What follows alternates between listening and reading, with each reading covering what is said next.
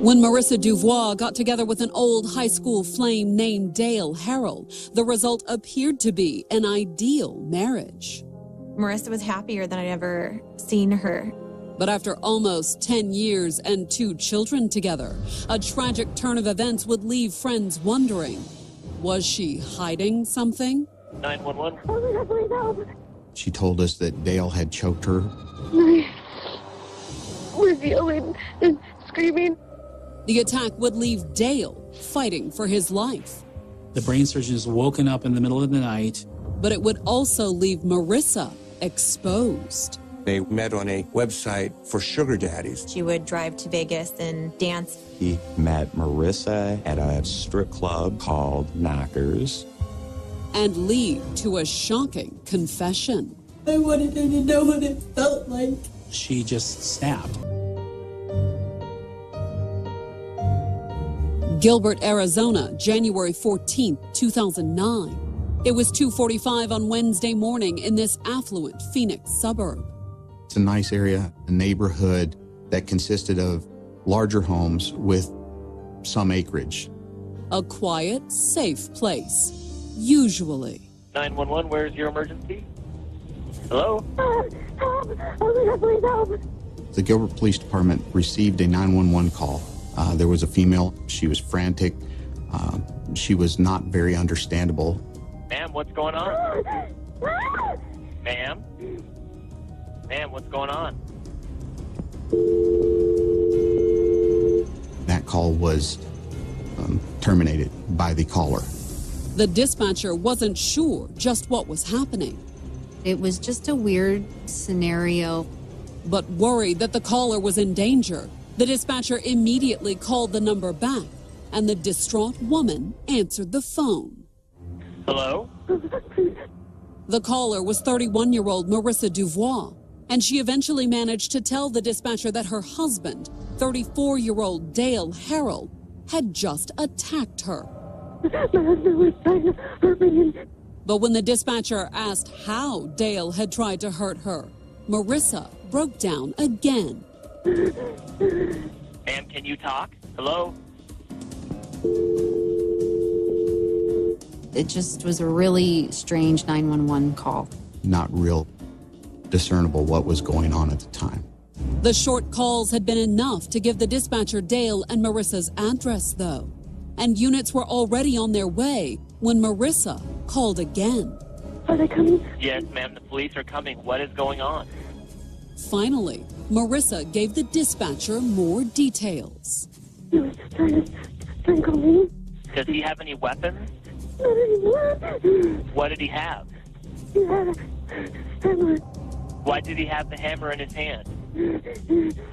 Was he threatening you with it? She was just sobbing. It's really eerie to hear. It's very, very disturbing. It was very strange to hear.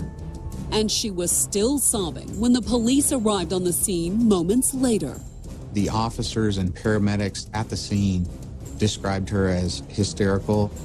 It was easy to see why, because in the master bedroom, the police found Marissa's husband sprawled naked on the floor, his head in a pool of blood. He had a pretty massive head wound. But why had her husband of 10 years suddenly attacked her? And how did that leave him in a bloody heap on their bedroom floor?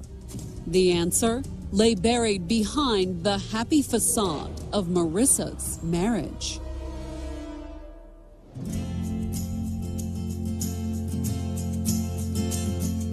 Born in 1977, Marissa Devault grew up in the small town of Lake Havasu, 200 miles west of Phoenix. Marissa had a deprived life. She was born in somewhat impoverished circumstances. Single when Marissa was born, her mother had dated a series of men and even married and divorced one. She had a number of men coming in and out of her life. When Marissa was 7, her mother married a second time, but the little girl's life remained chaotic.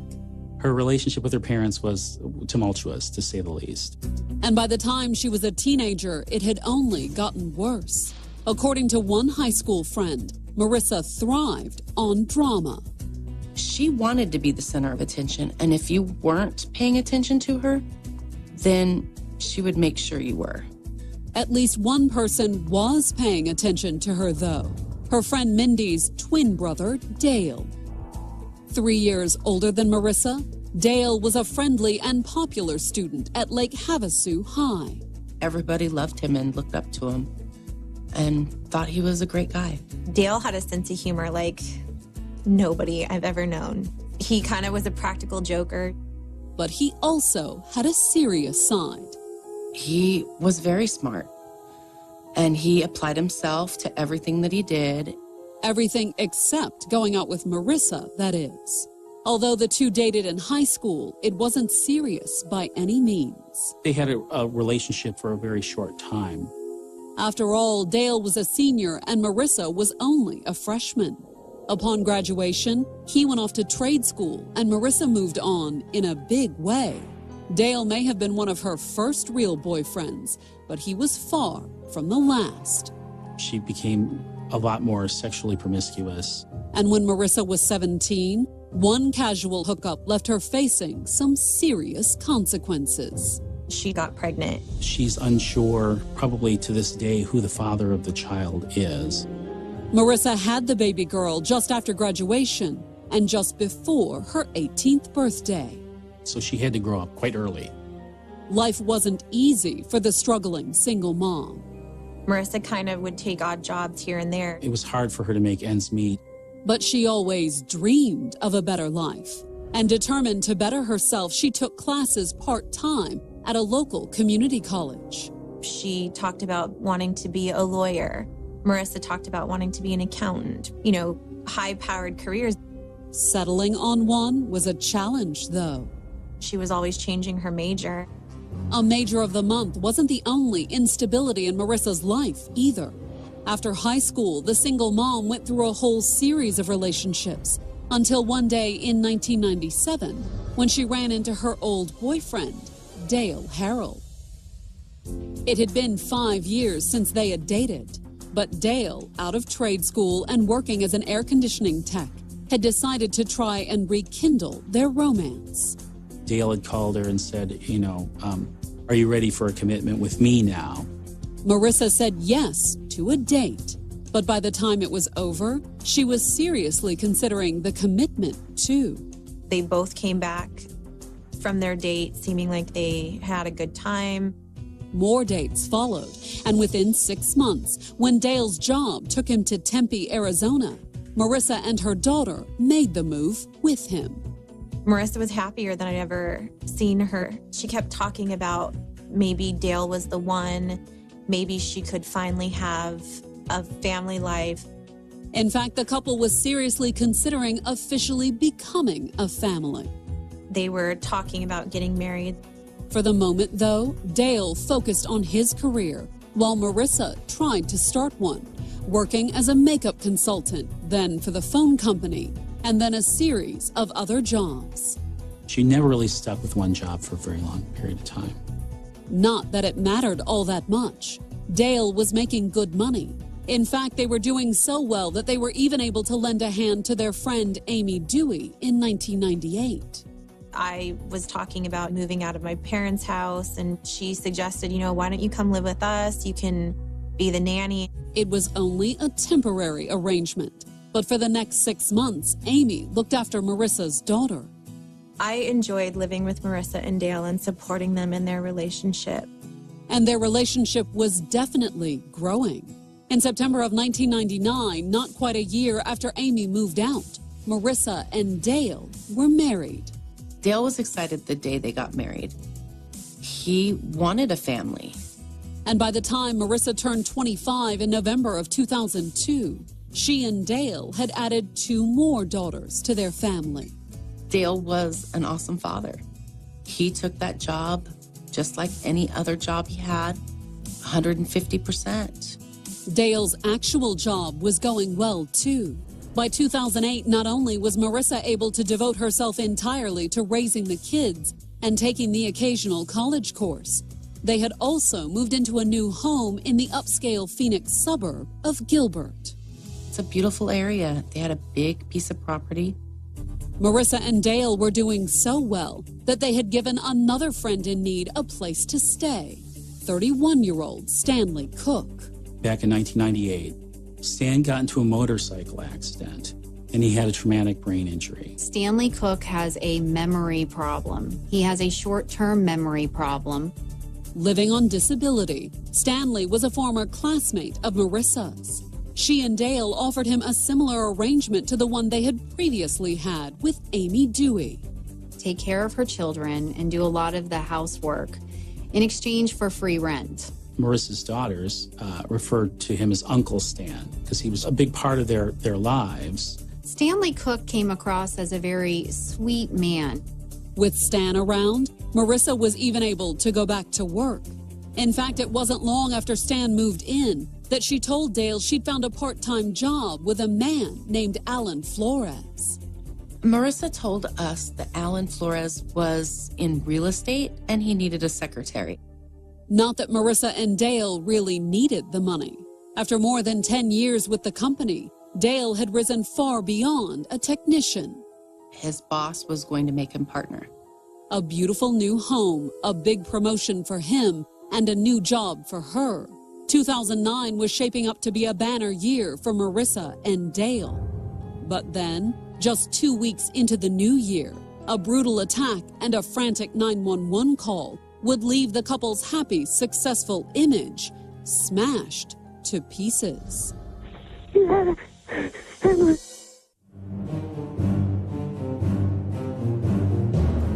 Just before 3 in the morning on January 14th, 2009, Gilbert, Arizona police arrived at the suburban home of Marissa Devault and her husband, Dale Harrell.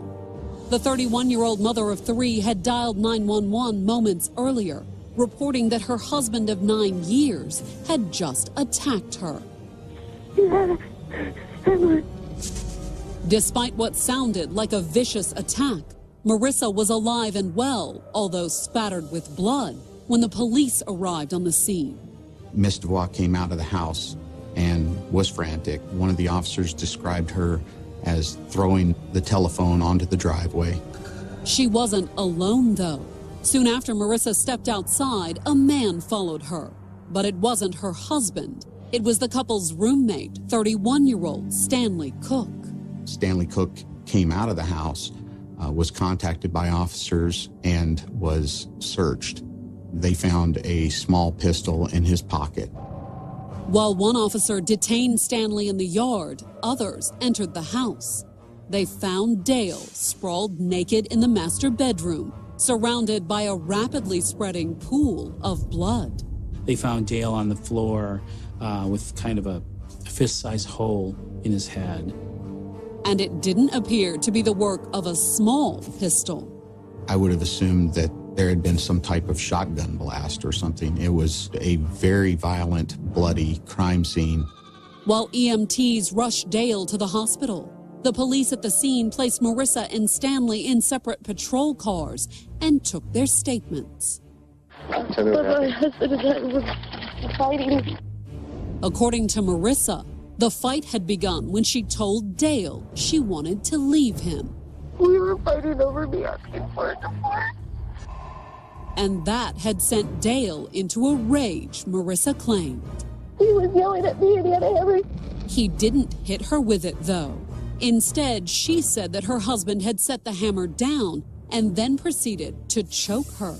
Was yelling and screaming. According to Marissa, Dale had thrown her down on the bed and was on top of her, choking her when Stanley apparently heard the commotion. Stan came in and picked up the hammer and hit him. She told us of being attacked by Dale and Stanley Cook coming to save her with a hammer. Where did he hit him? On the head. On the head? Okay. He kept hitting Dale, but Dale would not let go of me. In his interview, Stanley appeared to confirm Marissa's account. He had stated that he did hit Dale with a hammer.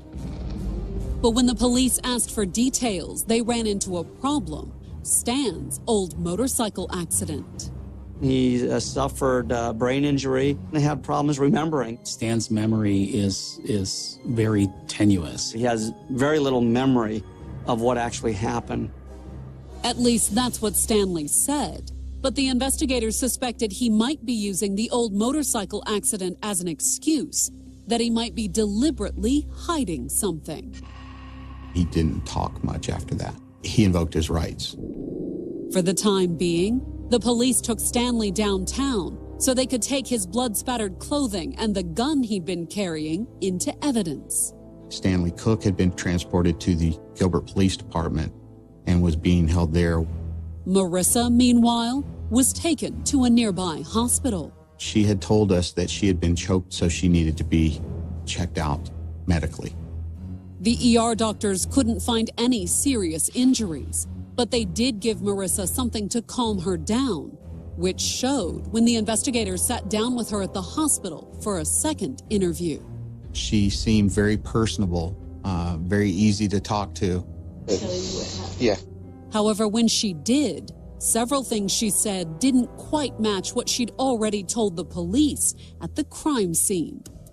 Unlike her original story that she and Dale had been arguing, this time, Marissa said she had been sound asleep when Dale climbed on top of her, naked, angry, and demanding sex.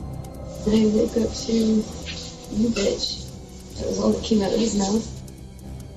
Then he put his hands around her neck, according to Marissa. I had hand here pushing in, and I remember biting at him when I could. I remember scratching him with my nails. But she claimed that his grip grew tighter and tighter until she blacked out.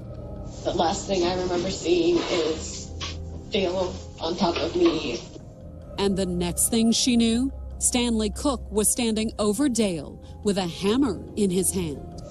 Where did the hammer come from? I mean... I had it in the room earlier, actually, because the painting right by the door stalled it. Marissa said that Stanley had shouted at Dale, telling him to stop. He told him, let go, and Dale didn't do shit, so Stan hit him. She had described Dale being over top of her when Stanley Cook was hitting him with the hammer. It's like, where I could see him. According to Marissa, she'd watched in horror while Stanley bludgeoned her husband multiple times. I was freaked out. And she said Stanley didn't stop hitting Dale until he had collapsed on top of her. And then I screamed really bad, and I pushed Dale off of me. Marissa said that's when she had grabbed the phone and dialed 911 the first time. And she's like, is he dead? What did Stan say? He said, I don't know. But one thing was certain, according to Marissa. He saved my life. He saved your life? I don't think Dale was going to stop. Marissa said it was self-defense and Stan was helping her defend herself from Dale. In fact, Marissa claimed that night was far from the first time Dale had been abusive. It's been like that for a long time. When you say a long time, months, years, from the beginning, what? He punched my skull a month and a half ago now. Was that reported to police, or? It was reported to the doctor. Was there a police report? However, according to Marissa, there was divorce paperwork. Expanding on what she had previously stated at the crime scene, she told the investigator that she hadn't just been contemplating divorce. She had started the process of filing for it. You have talked to a lawyer? Okay. When was that? And the pending divorce wasn't all Marissa offered to vouch for her claims of an abusive marriage. During the interview, she said that the man she worked for, Alan Flores, would back her up too. In fact, she told the police that Flores had been so worried for her safety that he'd given her a gun, the gun they'd found on Stanley. The gun is registered to his name, and he will know all about Dale and all of Dale's. And Dale, what would he say about the attack? By the time Marissa spoke to the police at the hospital, he was already in surgery. He's got one of the best brain surgeons in the valley that's working on him. Although even if he lived, would the nature of the attack and the extent of his injuries leave him able to remember what happened that night at all? And the size of the hole in Dale Harrell's head from this hammer attack was actually the size of a softball.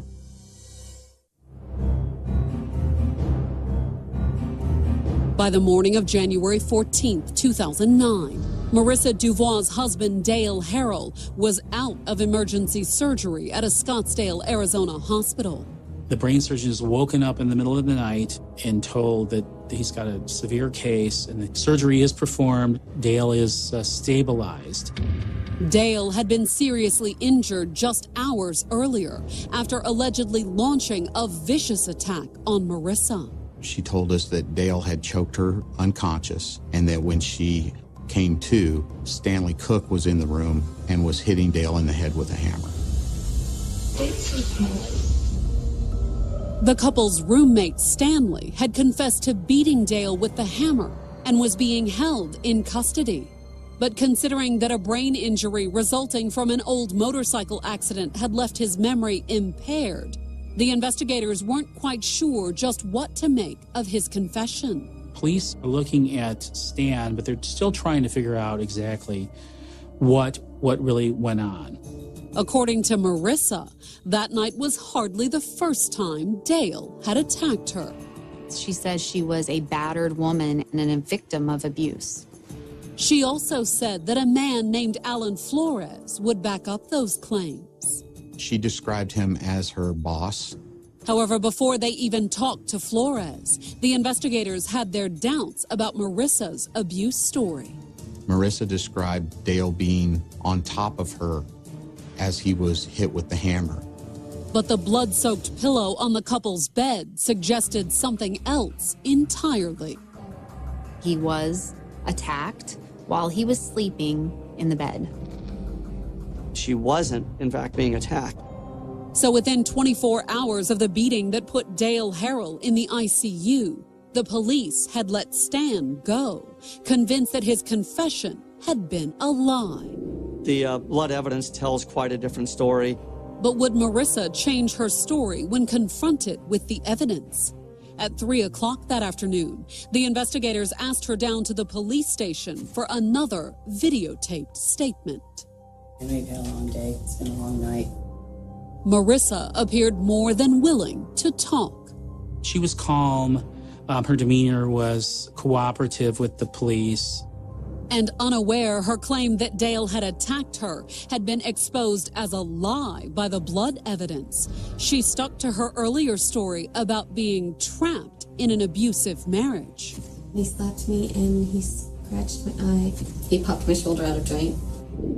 Although according to Marissa, after years of suffering in silence, a week earlier she had finally worked up the nerve to tell Dale that she wanted out. I told him I was unhappy and I wanted to consider a separation and divorce. Marissa said that Dale had taken the news surprisingly well and that the next week had passed in a sort of mutual standoff. We didn't talk, we just coexisted. Actually, they did a little more than that, according to Marissa. We had sex and, there was nothing great or grand. I am married to the man, and I know part of marriage is that he gets to get laid. Although on January 14th, Marissa said she hadn't agreed to give him what he wanted. I wake up to Dale is between my legs, my pants are on my feet. She said that he sexually assaulted her. Marissa said she had resisted, and Dale had turned violent. She maintained her story that she was choked, that Dale was on top of her, and that Stanley had come in and hit Dale with a hammer. Did he say why he did it? He said he thought Dale was going to kill me. That's what Marissa said, but the investigators no longer believed her story. And as the interrogation progressed, they put her on notice. Right now, the facts aren't adding up. Sergeant Ray came in the room and basically laid out the fact that your story does not match the evidence. Not even close. Marissa's response was exactly what the investigators had been waiting for. Confronted with the fact that we didn't believe what she was saying, her story changed. Marissa's new story started out the same way as her last one, with the alleged sexual assault. He was choking me, but not. He wasn't. But this time, Marissa said she didn't fight back, that she'd waited for Dale to finish and then gone to the bathroom. And I was crying. And Steve didn't hear me. And Dale went and cleaned up. And when she came out of the bathroom, Marissa said she saw her husband sprawled on the bed, already dozing off. And then she saw the hammer. She just snapped. I screamed and grabbed the hammer for him and spanked him and spanked him again. Sobbing wildly, Marissa's confession poured out.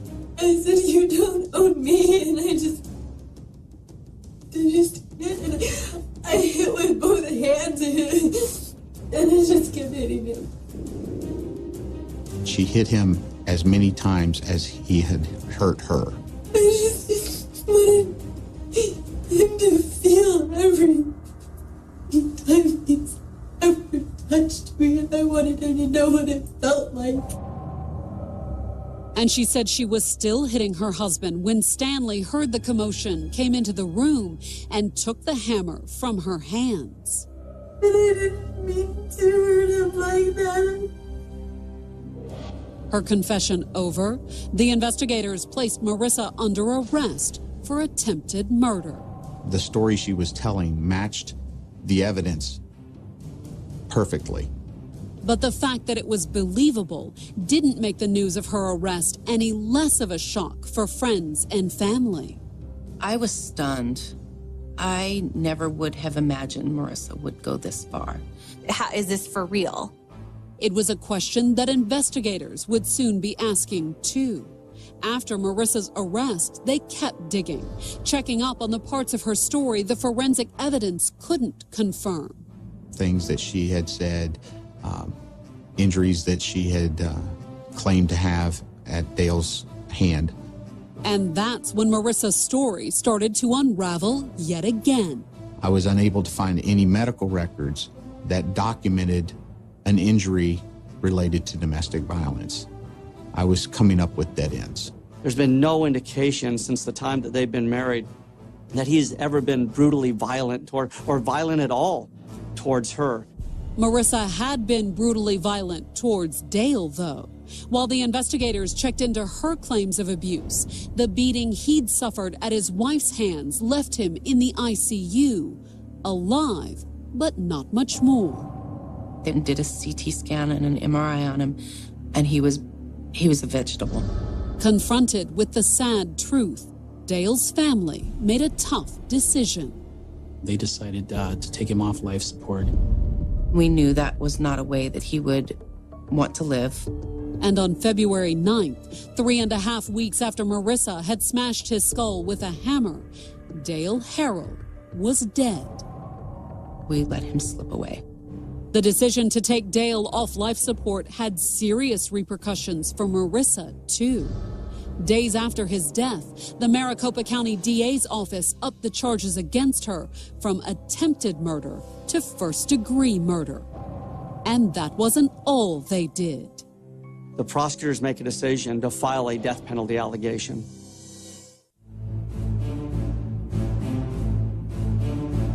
On February 6, 2014, Marissa Devault finally stood trial at the Maricopa County Courthouse in Phoenix, Arizona. It took us 5.5 years to get to trial. We were at times looking to settle the case outside of a trial, but unfortunately, in many cases, you can't do that.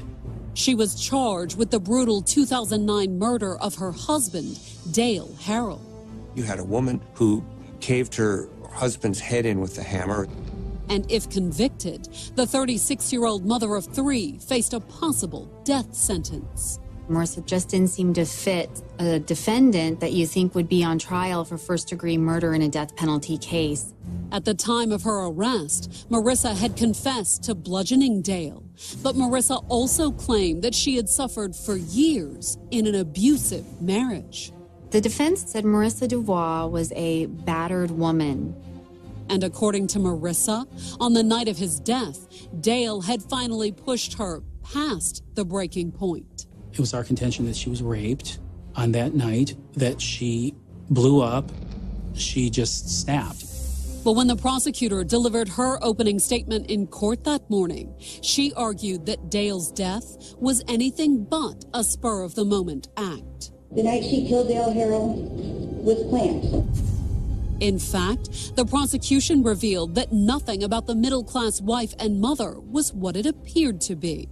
For starters, when Marissa reconnected with Dale after high school, the 20-year-old had been working as a stripper. She would go to bachelor parties. She would drive to Vegas and dance at one of the strip clubs in Vegas. We were blown away with all the things that came out. Her stripping blew me away. I honestly cannot imagine her doing that. Once Marissa started seeing Dale, he convinced her to stop stripping, eventually. He would never say, no, I don't want you doing this, or no, you can't do this. He would tell her, you don't have to, I make enough money. But according to the prosecutors, stripping wasn't the only one of Marissa's secrets that the investigation uncovered. As it turned out, Alan Flores, the man who'd supposedly given Marissa the gun, the man she said would back up her claims about Dale's abuse, and the man she called her boss, was actually her lover. He explained to us that they had met on a website designed for people to meet and hook up. He didn't just explain it to the cops either. The prosecutors also put Flores on the stand to explain it to the jury. It's a matchmaking website primarily designed for people who want a relationship that doesn't have a lot of strings attached. When Alan Flores came to court to testify against Marissa, I was floored. I couldn't imagine what Marissa saw in Alan Flores. He did have one thing going for him, though. So he had a lot of money. And while Marissa called him her boss, that wasn't exactly her arrangement. They met on a website for sugar daddies. Typically, the women who go on it say that they're needing financial assistance of some sort. Marissa wanted money out of Alan Flores. Alan Flores wanted sex out of Marissa. It was as simple as that. And according to Flores, Marissa got plenty of money out of him. Alan Flores was basically Marissa Devault's ATM. The individual amounts were small, a few $100s here and $1,000 or so there, but it eventually added up. They have a relationship that's 2 years long. During that time, he gives her $362,000. However, Marissa's sugar daddy wasn't that sweet. Instead of a gift, he considered the money a loan. Alan Flores did talk about wanting to get paid back. According to Flores, Marissa hadn't had a problem with that. He testified that Marissa had told him she was in the process of inheriting an $8 million trust fund from her stepfather's estate. The trust fund was supposedly held up in probate. There were a couple of problems with Marissa's claim, however. There is no trust fund. Her stepfather was alive and well. Alan told the jury that he had eventually figured out that Marissa had been lying to him. You consider yourself having been suckered by the defendant? Yes. You were suckered out of your money? Yes. However, while Marissa didn't have a trust fund, she did have one way to get her hands on a huge chunk of cash: life insurance on Dale. One of the insurance policies had been in place for a while. The second insurance policy, for approximately $750,000, became effective January of 2009. Dale's murder occurred January 14th of 2009. Although according to Flores, bashing her husband's head in with a hammer had apparently been Plan B. Alan Flores told us that Marissa had related to him that she had tried to hire a hitman. It's just things I couldn't wrap my mind around. It was crazy. Of course, Flores hadn't tried to warn Dale and hadn't come forward with the information about Marissa allegedly trying to hire a hitman until after the murder. And when it was their turn to cross-examine Flores, the defense pounced on that in an attempt to discredit his testimony. The prosecutor decided to grant him an immunity for his testimony, which means that they wouldn't prosecute him for anything that he said at the trial. Unfortunately for the defense, the jury didn't have to take Flores's word that Marissa had tried to hire a hitman to kill Dale. The prosecutors also put the would-be hitman on the witness stand. The man Marissa tried to hire was a former Phoenix strip club bouncer she'd met back in the year 2000. He had met Marissa at a strip club called Knockers. And just like Flores, he had been Marissa's lover. They developed a relationship and dated on and off for a couple of years. This is while Marissa was married. The bouncer testified that he and Marissa drifted apart once she gave up stripping. But he also claimed that she had gotten back in touch with him at the beginning of 2009. She approached him to take care of Dale. The bouncer said he was taken aback, and not just because she wanted her husband killed. She's like, what husband? Because she had already told him that her husband had died of stomach cancer or something like that years earlier. According to the bouncer, he'd refused to take Marissa up on her offer. But his testimony was key to the prosecution's push for a first-degree murder conviction. He really set the stage for Marissa Devault premeditating killing Dale. The attempt to find a hitman, the sugar daddy, the life insurance. By the time the prosecution rested, it all added up to one thing. It's a tough case for the defense. That's the bottom line. And despite the multiple bombshells the prosecution had just dropped, the defense stuck to the story Marissa had told in her tearful confession to the police. The essence of this case is about domestic violence. This case was not an act of premeditated murder, that it was a case more of a rage killing. But would the jurors agree? When the verdict was read on April 8th, they found Marissa guilty of first-degree murder. I never believed the defense's claim that Marissa was a battered woman. Given all the evidence against her, the verdict wasn't a surprise. But the jury wasn't done yet. The guilty verdict left one more decision to make. Would she get the death penalty or would she get life in prison?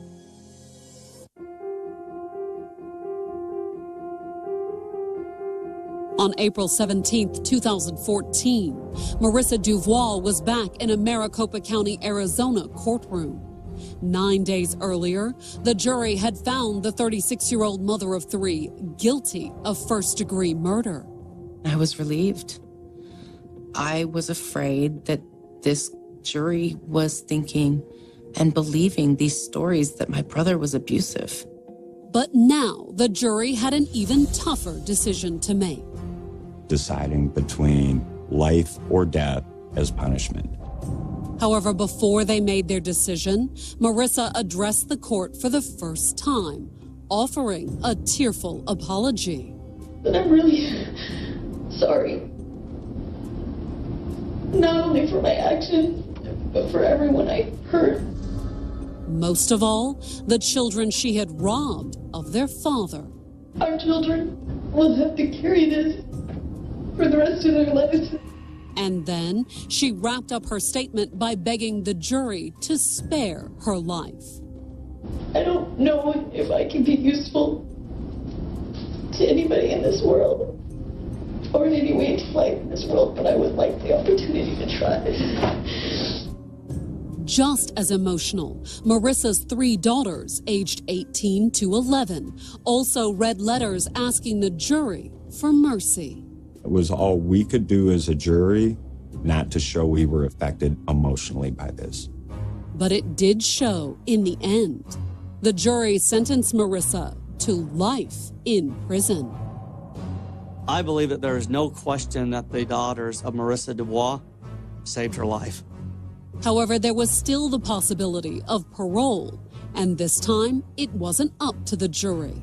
It was the judge's call to decide if it would be life with a chance of release after 25 years. And when the judge delivered his decision, it was immediately obvious that he hadn't been swayed by Marissa's statement. The judge said, I do not believe you have remorse. I believe you are still manipulating the children. And because of that, and because I want to protect your children, you are going to get life without the possibility of parole. Marissa was shocked when she heard the final decision. But if Marissa was shocked, Dale's friends and family were relieved. Justice was served that day. She lied and manipulated the situation and made it to where there are women out there who are abused, who won't come forward because they're going to think that they're not going to be heard.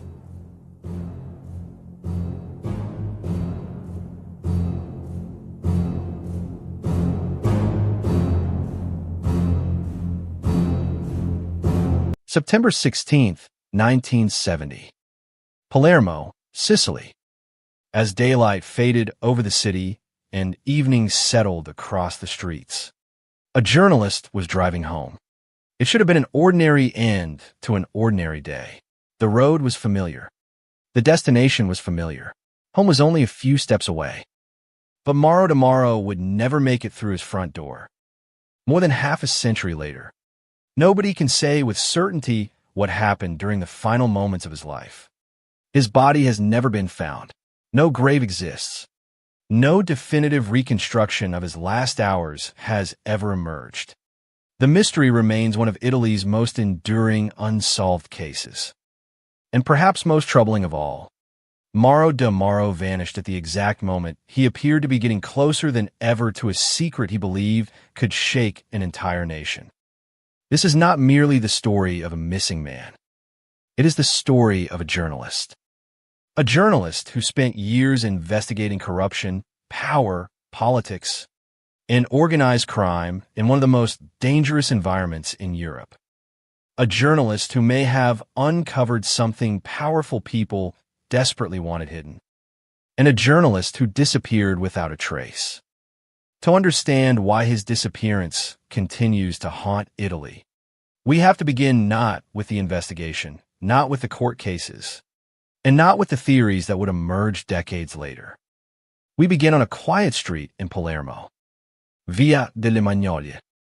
On the evening of September 16th, Mauro DeMauro returned home in his BMW. Nothing about his arrival appeared unusual. He parked the vehicle near his residence. His daughter saw him arrive. She saw her father pull up outside the building. And then something happened. Something that transformed an ordinary evening into one of the greatest mysteries in modern Italian history. According to witnesses, a group of men confronted DeMauro near his home. He was reportedly forced away from the scene.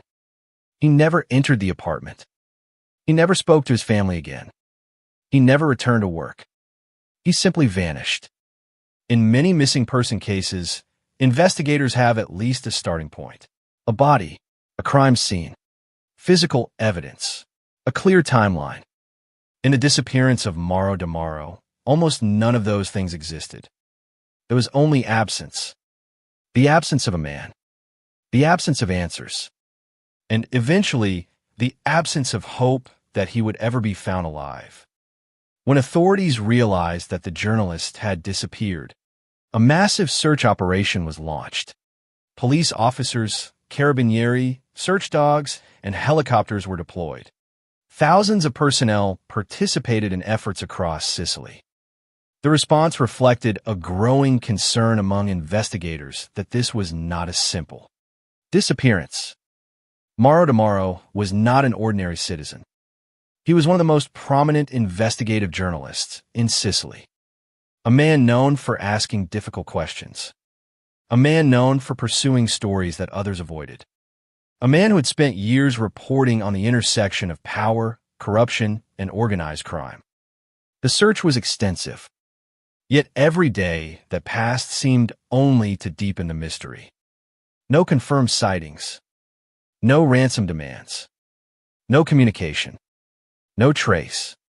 His BMW was eventually discovered elsewhere in Palermo, separated from its owner and offering few answers.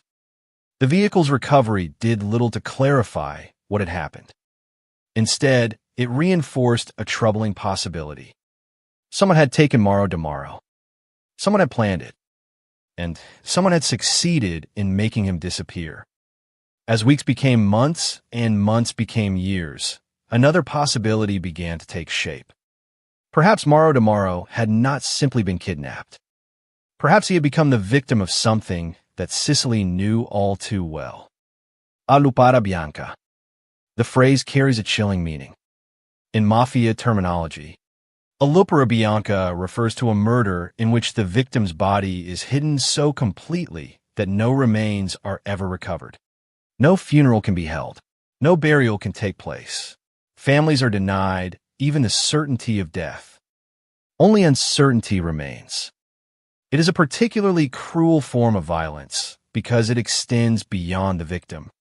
It condemns loved ones to decades of unanswered questions. And in the case of Mauro Demaro, those questions would persist for generations. Who took him? Why was he targeted? What did he know? The answers seemed to lie somewhere within the work he had been conducting before his disappearance. In 1970, Demaro was engaged in a sensitive investigation connected to the death of Enrico Mattei, one of the most important figures in post-war Italy. Mattei had died in a plane crash in 1962. At the time, the crash had been treated as an accident. Yet suspicions had never completely disappeared. Questions lingered. Could the aircraft have been sabotaged? Had powerful interests benefited from Mattei's death? And if so, who were they? Years later, film director Francesco Rosi began preparing a motion picture about the case, a project that would eventually become the Mattei affair. To assist in researching the story, Rosi turned to Mauro Demaro. The journalist threw himself into the assignment. He interviewed sources. He gathered information. He pursued leads. And according to accounts from colleagues, he eventually reached a startling conclusion. At some point during his investigation, Demaro reportedly suggested that he had uncovered information capable of shaking Italy. It is a statement that would echo through every subsequent investigation. Because shortly after making it, he disappeared. The timing was impossible to ignore. Had he uncovered the truth about Mattei's death? Had he learned something about organized crime? Had he stumbled into a network connecting political power, economic interests, and criminal organizations? Or was there another explanation entirely? The deeper investigators looked, the more complicated the picture became. Over the decades, multiple theories would emerge. Some focused on the mystery surrounding Enrico Mattei's plane crash. Others pointed toward alleged mafia-controlled narcotics trafficking between Sicily and the United States. Still others suggested connections to the planned far-right coup known as the Golpe Borghese. Each theory offered possible motives. Each theory raised new questions, and none provided definitive answers. Meanwhile, the central fact remained unchanged. Mauro Demaro was gone. No matter how many witnesses were interviewed, no matter how many investigations were launched, no matter how many court proceedings unfolded over the following decades, one truth remained stubbornly beyond reach. Nobody could fully explain what happened on that September evening in Palermo. The disappearance of Mauro Demaro became more than a criminal investigation. It became a national mystery, a puzzle involving journalism, politics, organized crime, and power. A case where every answer seemed to lead to another question. And at the center of it all stood a journalist who may have come dangerously close to discovering something that others wanted buried forever. As we begin this story, we are left with a scene that remains frozen in time. A BMW parked outside an apartment building. A daughter watching her father arrive home. A man stepping out of his car. And then suddenly nothing. No goodbye. No final message. No trace. Only silence. The silence left behind by one of Italy's most mysterious disappearances. Long before his name became attached to one of Italy's greatest unsolved mysteries, Mauro Mauro was simply a man navigating a turbulent century. To understand why his disappearance would eventually captivate investigators, journalists, judges, and historians for decades, it is important to understand who he was, where he came from, and why his work mattered. Because Mauro Mauro was not an accidental witness to history. He was someone who actively pursued it. He was the type of journalist who moved toward uncomfortable questions rather than away from them. And by 1970, that tendency may have placed him directly in the path of forces far more dangerous than he realized. Mauro Mauro was born in 1921 in the city of Foggia in southern Italy. His early life unfolded during a period when fascism dominated Italian political life. During the years of the Second World War, De Mauro was known to have supported the fascist regime of Benito Mussolini. It was a position that connected him to one of the most controversial chapters in modern Italian history. Yet history rarely follows straight lines. The Italy that emerged after the war was profoundly different from the one that had entered it. Political structures changed. Old loyalties collapsed. New realities took their place. Like many Italians of his generation, Mauro Mauro found himself living in a country undergoing dramatic transformation. Eventually, he moved to Sicily. At first glance, Sicily appeared to be a place of extraordinary beauty. The island sat at the heart of the Mediterranean, shaped by centuries of conquest, trade, and cultural exchange. Its cities carried the marks of Greeks, Romans, Arabs, Normans, and Spaniards. Its landscapes attracted visitors from around the world. Yet beneath that beauty existed another reality. For generations, Sicily had struggled with the influence of organized crime. The mafia was not merely a criminal organization. In many places, it had become intertwined with local power structures, business interests, political relationships, and criminal networks often overlapped in ways that were difficult to separate. This was the Sicily that Mauro Mauro would eventually report on. And it was within this environment that he built his reputation. After relocating to the island, Mauro joined the newspaper L'Ora. His work there would define his public identity. L'Ora was known for tackling subjects that many others preferred to avoid. The newspaper developed a reputation for investigating corruption, political misconduct, and organized crime, in a region where such investigations carried genuine risks. This kind of journalism required persistence and courage. De Mauro became one of the paper's most recognizable investigative reporters. His focus was not limited to a single subject. He examined political affairs. He investigated corruption. He followed stories involving power and influence. And, perhaps most notably, he reported extensively on mafia activity. Investigative journalism is often described as the pursuit of facts. But in environments where powerful interests feel threatened, facts can become dangerous. Every document collected, every source interviewed, every hidden relationship uncovered has the potential to expose individuals who would prefer to remain invisible. By all accounts, Mauro Mauro understood those risks. Yet he continued his work. Over time, he developed a reputation as a determined journalist willing to pursue difficult leads. This reputation would eventually place him in the center of a story that stretched far beyond Sicily.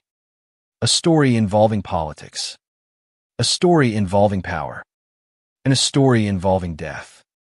In 1970, acclaimed film director Francesco Rosi was preparing a new motion picture. The project focused on a figure whose death had puzzled Italy for years. That figure was Enrico Mattei. Mattei had been one of the most influential men in post-war Italy. As head of the state energy company ENI, he occupied a position of enormous importance. His decisions carried economic consequences not only for Italy, but also for international energy markets. Then in 1962, everything changed. Mattei died in a plane crash. At the time, the incident was officially treated as an accident. Yet from the very beginning, questions lingered. Was it truly an accident? Or had something else occurred? As years passed, suspicions continued to circulate. Some observers wondered whether the aircraft had been sabotaged. Others questioned whether powerful interests might have benefited from Mattei's death. The uncertainty surrounding the case never completely disappeared. When Francesco Rosi began work on what would become the Mattei affair, he wanted to understand the final chapter of Mattei's life as thoroughly as possible. For that task, he turned to Mauro Demaro. The assignment seemed well suited to the journalist's strengths. He was experienced, he was resourceful, and he knew how to conduct complex investigations. What began as research for a film would eventually become one of the most significant inquiries of Demaro's career. As he pursued the story, he sought information regarding Mattei's final days. He gathered documents. He collected testimony. He followed leads. Piece by piece, he attempted to reconstruct events surrounding the 1962 crash. The exact details of what he discovered remain unknown. That uncertainty would become one of the central mysteries of the entire case. But there is one detail that investigators and colleagues would remember for decades. At some point during his investigation, Demaro reportedly told colleagues that he possessed information capable of shaking Italy. It is a remarkable statement. Not because it clearly explains what he found, it does not, but because it suggests how significant he believed the information to be. Journalists often encounter important discoveries. They uncover scandals. They reveal misconduct. They expose corruption. Yet the phrase "shake Italy" implies something larger, something national in scale, something capable of generating consequences far beyond a newspaper headline. Unfortunately, Demaro never publicly explained exactly what he meant. Whatever conclusions he had reached remained largely inside his own investigation, and that fact would later become a source of endless speculation. Did his statement refer directly to Enrico Mattei? Did it concern organized crime? Did it involve politics? Or was it connected to something else entirely? Those questions remain unanswered. But events that occurred shortly before his disappearance would intensify those mysteries even further. 2 days before he vanished, Mauro Demaro met a man named Graziano Verzato. The meeting would later attract considerable attention from investigators. Verzato was known as a figure connected both to ENI and to individuals associated with the Sicilian Mafia. Because Demaro was investigating the Mattei affair, any connection to ENI naturally drew interest. What exactly was discussed during the meeting has never been fully established through the information available. But what happened afterward was considered significant. Observers noted that Demaro appeared unusually excited. He seemed energized, encouraged, perhaps even convinced that he had discovered something important. For investigators looking back after his disappearance, this detail became impossible to ignore. A journalist investigates the death of Enrico Mattei. He gathers information. He conducts interviews. He follows leads. He meets Graziano Verzato. Then he appears highly enthusiastic about what he has learned. 2 days later, he disappears. The sequence itself does not prove anything, but it creates a chronology that investigators would revisit repeatedly over the following decades. As the years passed, many would wonder whether those final days contained the key to understanding everything that followed. At the time, however, Mauro DeMauro could not have known how history would remember him. He was still a working journalist, still pursuing leads, still investigating, still trying to uncover facts. There is something deeply human about that reality. When people become symbols, it is easy to forget that they were once ordinary individuals carrying out ordinary routines. Mauro DeMauro was not thinking about becoming a historical figure. He was not anticipating decades of court proceedings. He was not imagining that his disappearance would become one of Italy's most enduring mysteries. He was doing what he had done throughout his career, following a story. As September 1970 progressed, he appeared increasingly focused on that story. The investigation into Enrico Matte's death occupied his attention. Questions remained unresolved. Information was still being collected, and according to those who knew him, he seemed to believe he was approaching something significant. Perhaps he was. Perhaps he was closer to the truth than anyone realized. Or perhaps he had entered territory where powerful interests no longer wanted questions asked. What is certain is that Mauro DeMauro had spent years building a reputation as a journalist, unafraid of difficult subjects. He had reported on corruption. He had reported on politics. He had reported on the mafia. And now he was investigating one of Italy's most controversial unsolved deaths. The combination would prove consequential, because as September 16th approached, the story he was pursuing appeared to be reaching a critical stage. He had sources.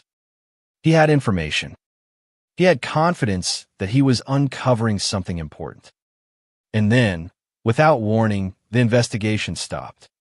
Not because the answers had been found, but because the man searching for them vanished. The mystery of Mauro DeMauro's disappearance would eventually overshadow nearly everything else about his life. Yet understanding the victim remains essential. He was not chosen at random.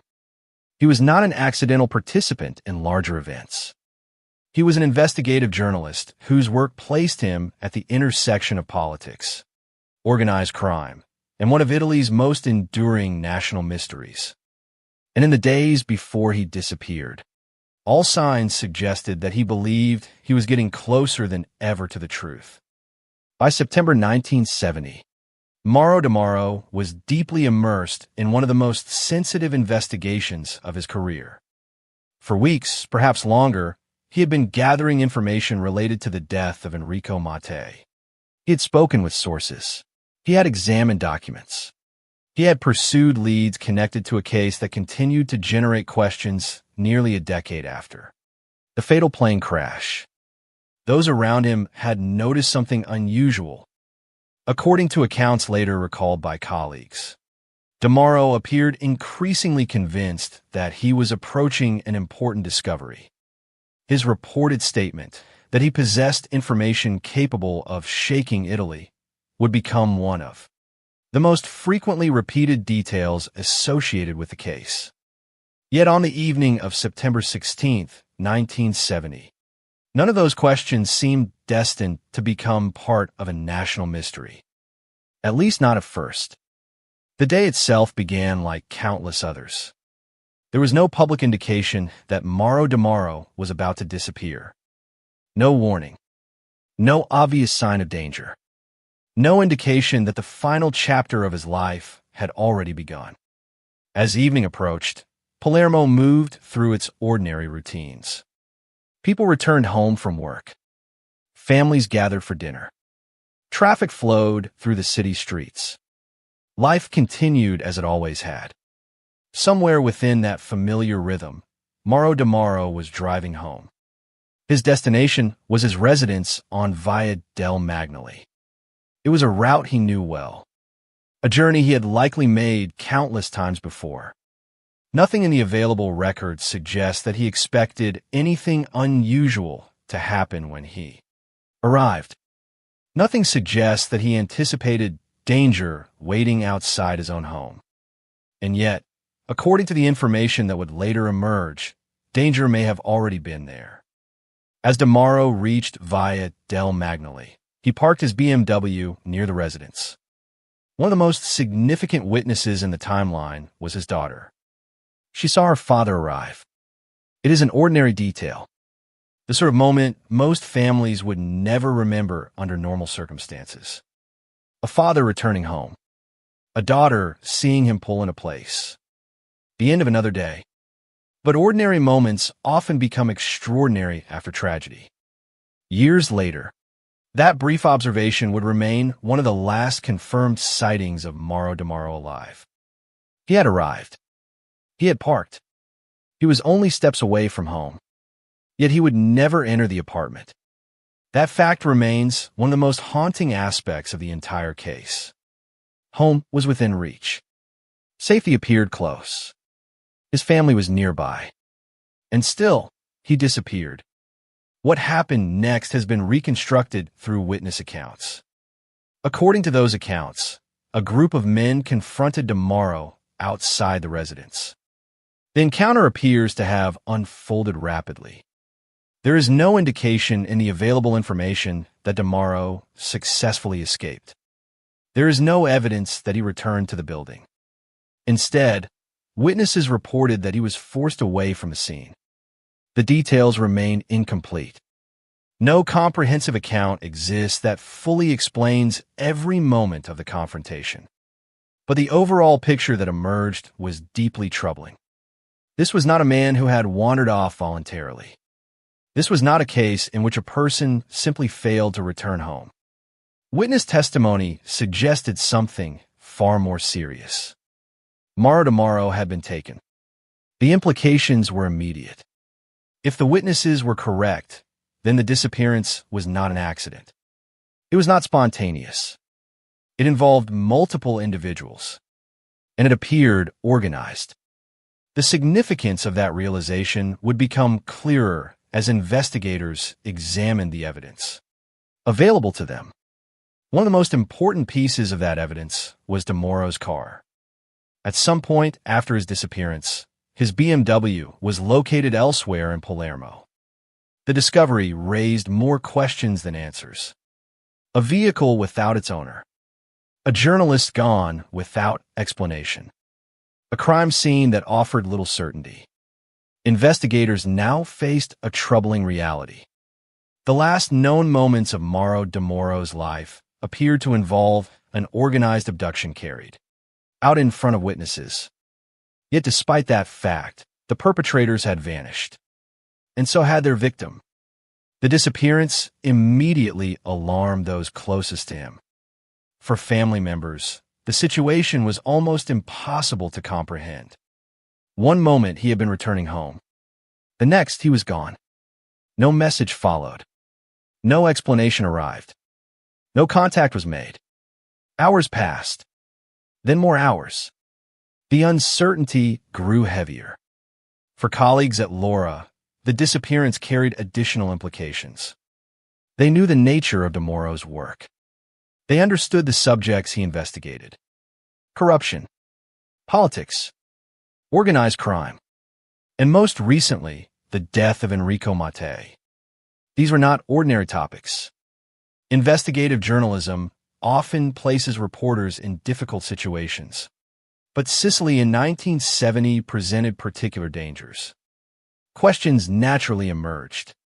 Could his work be connected to his disappearance?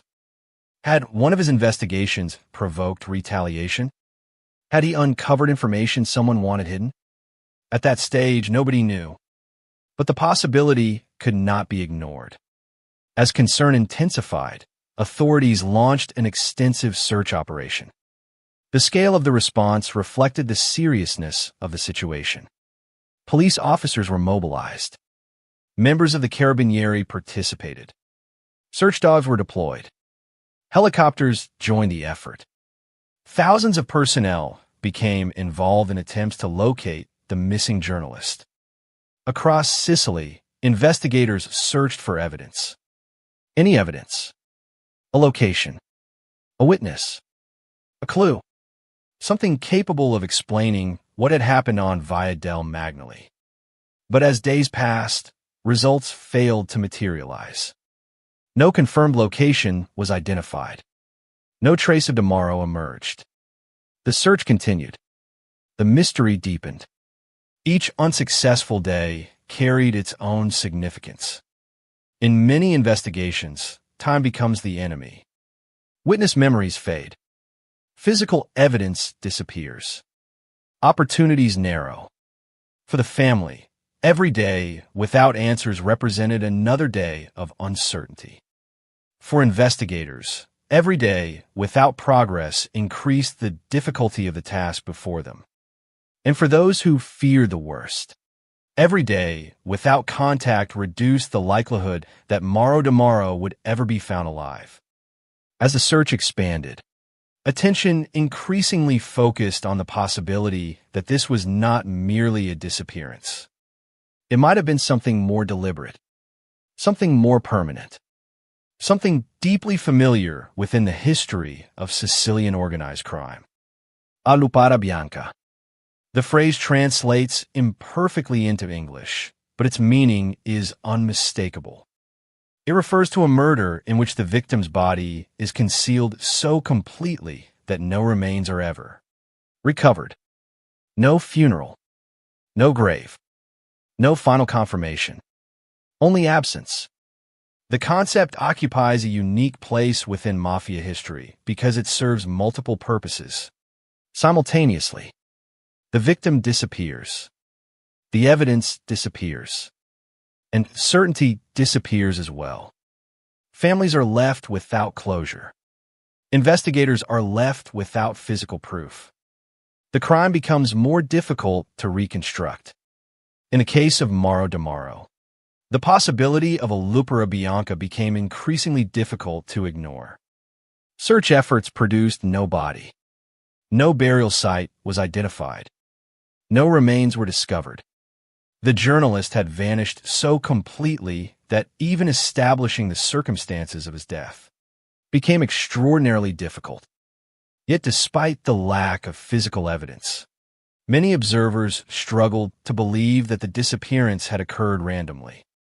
Too many factors seemed to point elsewhere. The timing, the investigations, the statement about information that could shake Italy, the meeting with Graziano Verzato only 2 days earlier, the reports that Demaro appeared excited about what he had learned. Then suddenly, he was gone. None of those elements prove causation. None constituted direct evidence. Yet together, they created a pattern that investigators would spend decades attempting to understand. The disappearance itself became a puzzle with missing pieces. What had Demaro discovered? Who knew about it? How many people were aware of the information he possessed? Had he shared his findings with anyone? Were documents hidden somewhere? Or had critical evidence disappeared along with him? These questions would define the investigation for years. Because unlike many criminal cases, the mystery of Mauro Demaro did not end with the disappearance itself. In many ways, it began there. The events of September 16th, 1970, created a void filled by uncertainty, speculation, and competing theories. The facts that could be established remained surprisingly few. A journalist returned home. His daughter saw him arrive. Witnesses reported that a group of men confronted him. He was taken away. His BMW was later found elsewhere in Palermo. An enormous search operation followed. No trace of him was found. Those facts formed the foundation upon which every later investigation would be built. And they also revealed the central tragedy of the case. A man who had spent his career searching for answers suddenly became the subject of a mystery. Himself, a journalist known for uncovering hidden truths, disappeared into uncertainty. The investigator became the investigation. The observer became the victim. And from that evening forward, Mauro Demaro's name would no longer be associated solely with his reporting. It would become inseparable from one of Italy's most enduring and troubling unsolved mysteries. As authorities searched desperately for answers, they faced a question that would dominate the next decades. Not simply where Mauro DeMauro had gone. But why? Because somewhere behind the disappearance lay a motive. Somewhere behind the silence lay a reason. And somewhere within the investigations he had been pursuing, many believed the key to the mystery was waiting to be found. The disappearance of Mauro DeMauro presented investigators with an immediate and profound challenge. In many criminal investigations, authorities begin with tangible evidence. There may be a body, a murder scene, forensic traces, a weapon, or a clear sequence of events that can be reconstructed step by step. Even when a case is difficult, investigators usually have something concrete from which to build. In the case of Mauro DeMauro, those foundations were largely absent. There was no body. There was no confirmed murder scene. There was no definitive account of his final moments beyond witness reports indicating that he had been forced away from his residence. What remained was a journalist who had vanished and a growing suspicion that his disappearance was connected to the work he had been pursuing. The challenge facing investigators was therefore twofold. First, they needed to determine what had happened on the evening of September 16, 1970. Second, they needed to understand why it had happened. The search for those answers would continue for decades. Immediately after DeMauro's disappearance became known, authorities launched an extensive search operation. The scale of the effort reflected both the seriousness of the case and the prominence of the missing man. Thousands of personnel participated. Police units were mobilized. Members of the Carabinieri joined the operation. Search dogs were deployed. Helicopters surveyed areas that could not easily be reached on foot. The search extended across Sicily. Investigators pursued every possibility available to them. If DeMauro had been moved somewhere against his will, perhaps traces would emerge. If he had been hidden, perhaps a witness would come forward.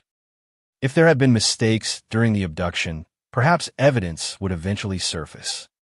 Yet despite the resources committed to the effort, the results were devastatingly limited. Days passed, then weeks, then months. No sign of Mauro DeMauro was discovered. The absence of evidence gradually became evidence in itself. The possibility that he had voluntarily disappeared became increasingly difficult to sustain. Everything pointed toward a deliberate and organized operation. The search had failed to locate a living victim. It had also failed to locate a body. That combination was particularly significant. Among investigators and observers familiar with Sicilian organized crime, the disappearance increasingly resembled what was known as a lupera bianca. A person removed, a body concealed, a crime rendered difficult to prove. If that interpretation was correct, then the perpetrators had achieved precisely what they intended. They had erased not only the victim, but also much of the evidence that could explain the crime.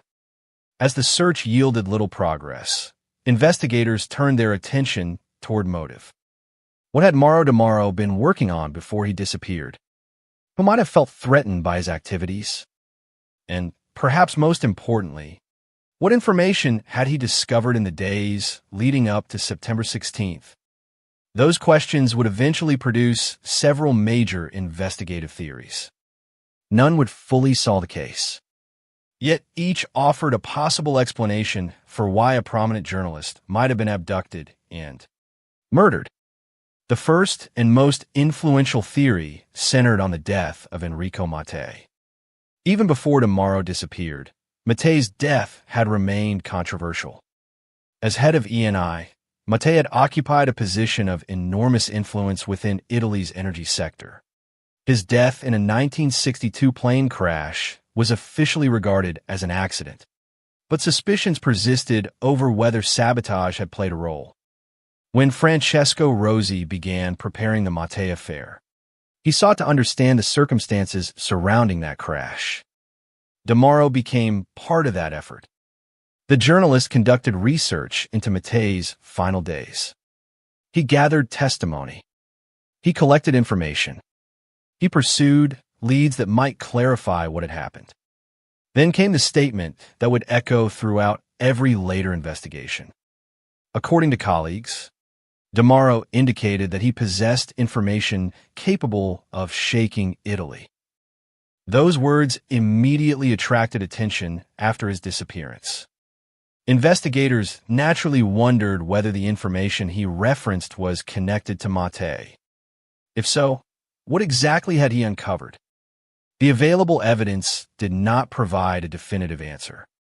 However, over time, testimony from mafia informants added another layer to the mystery. According to various witnesses who later cooperated with authorities, the Sicilian mafia may have played a role connected to efforts to conceal or facilitate a larger conspiracy surrounding Mattei's death. These allegations suggested something far beyond a simple criminal matter. The theory proposed that political interests and international oil interests may have been involved in circumstances surrounding Mattei's demise. If DeMauro had uncovered evidence supporting such claims, the consequences could have been substantial. His reported comment about information capable of shaking Italy suddenly appeared more significant. Investigators began asking whether the journalist had simply gotten too close to a dangerous truth. Yet even this theory contained uncertainties. No definitive proof emerged establishing exactly what DeMauro had discovered. The contents of his findings remained unclear. What investigators possessed was a compelling sequence of events. A journalist investigates a controversial death. He becomes excited about what he has learned. He suggests he has discovered something important. Shortly afterward, he disappears. The chronology raised suspicion. But suspicion alone could not solve the case. As years passed and new investigative efforts emerged, a second theory gained attention. This theory focused not on Enrico Mattei, but on narcotics trafficking. According to a line of inquiry pursued by the Carabinieri, DeMauro may have uncovered information concerning a mafia-controlled drug trafficking network operating between Sicily and the United States. During the 20th century, law enforcement agencies devoted increasing attention to transnational organized crime. Drug trafficking represented one of the most profitable criminal enterprises available to mafia organizations. If DeMauro had indeed uncovered details regarding such operations, the implications could have been serious. The theory suggested a straightforward motive. A journalist learns too much. Criminal organizations become aware of what he knows. The journalist is silenced before the information becomes public. From an investigative perspective, the hypothesis offered a plausible explanation. It aligned with DeMauro's professional activities. It aligned with his history of reporting on organized crime. And it aligned with the broader pattern of criminal organizations seeking to protect valuable operations from exposure. Yet the theory faced the same challenge as many others associated with the case. Evidence remained incomplete. Investigators could not conclusively demonstrate that narcotics trafficking was the true reason for the disappearance. The possibility remained open. The certainty remained absent. As if the case were not already complicated enough, a third theory eventually emerged. This theory introduced an entirely different dimension to the mystery. Politics. Specifically, the planned far-right coup known as the Golpe Borghese. According to testimony provided by certain mafia collaborators, DeMauro may have obtained information related to the coup plot. The Golpe Borghese was reportedly intended to take place later in 1970. Ultimately, it failed. But at the time, any information concerning such a plot would have been extraordinarily sensitive. The theory suggested that DeMauro may have discovered connections involving mafia figures, military circles, and far-right political actors. If true, the information would have carried explosive political implications. A journalist investigating such connections could have become a threat to individuals with powerful interests. Again, investigators were confronted with a familiar pattern, a possible motive, a potentially dangerous discovery, and a journalist who vanished before publishing his findings. The difficulty was that none of these theories could be established with certainty. Each contained elements that appeared plausible. Each was supported to varying degrees by testimony gathered over the years. Yet none produced a complete and definitive explanation. Instead, the investigation became increasingly tangled. Some investigators favored the Mate theory. Others considered narcotics trafficking more convincing. Still others believed the Borghese coup provided the strongest explanation. There was even the possibility that multiple elements overlapped. Perhaps the various worlds of politics, organized crime, and economic interests were not entirely separate. Perhaps they intersected in ways investigators struggled to fully understand. As authorities explored these possibilities, attention repeatedly returned to the role of the Sicilian Mafia. Over the years, several mafia figures were mentioned in witness testimony. Names such as Stefano Bontad, Gaetano Badalamenti, and later Salvatore Rina became associated with discussions surrounding the case. Various former mafia members offered accounts regarding decisions allegedly made within Cosa Nostra. Some suggested that senior leaders had ordered DeMoro's abduction and murder. Others offered different versions of events. The problem was consistency. Witness statements frequently contradicted one another. One informant would provide a particular account. Another would offer a different version.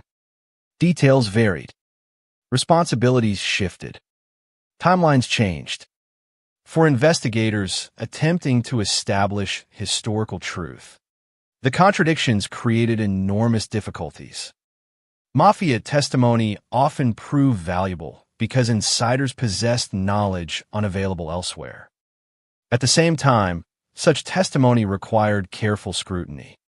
Witnesses sometimes had personal motivations. Memories could be imperfect. Stories could evolve over time.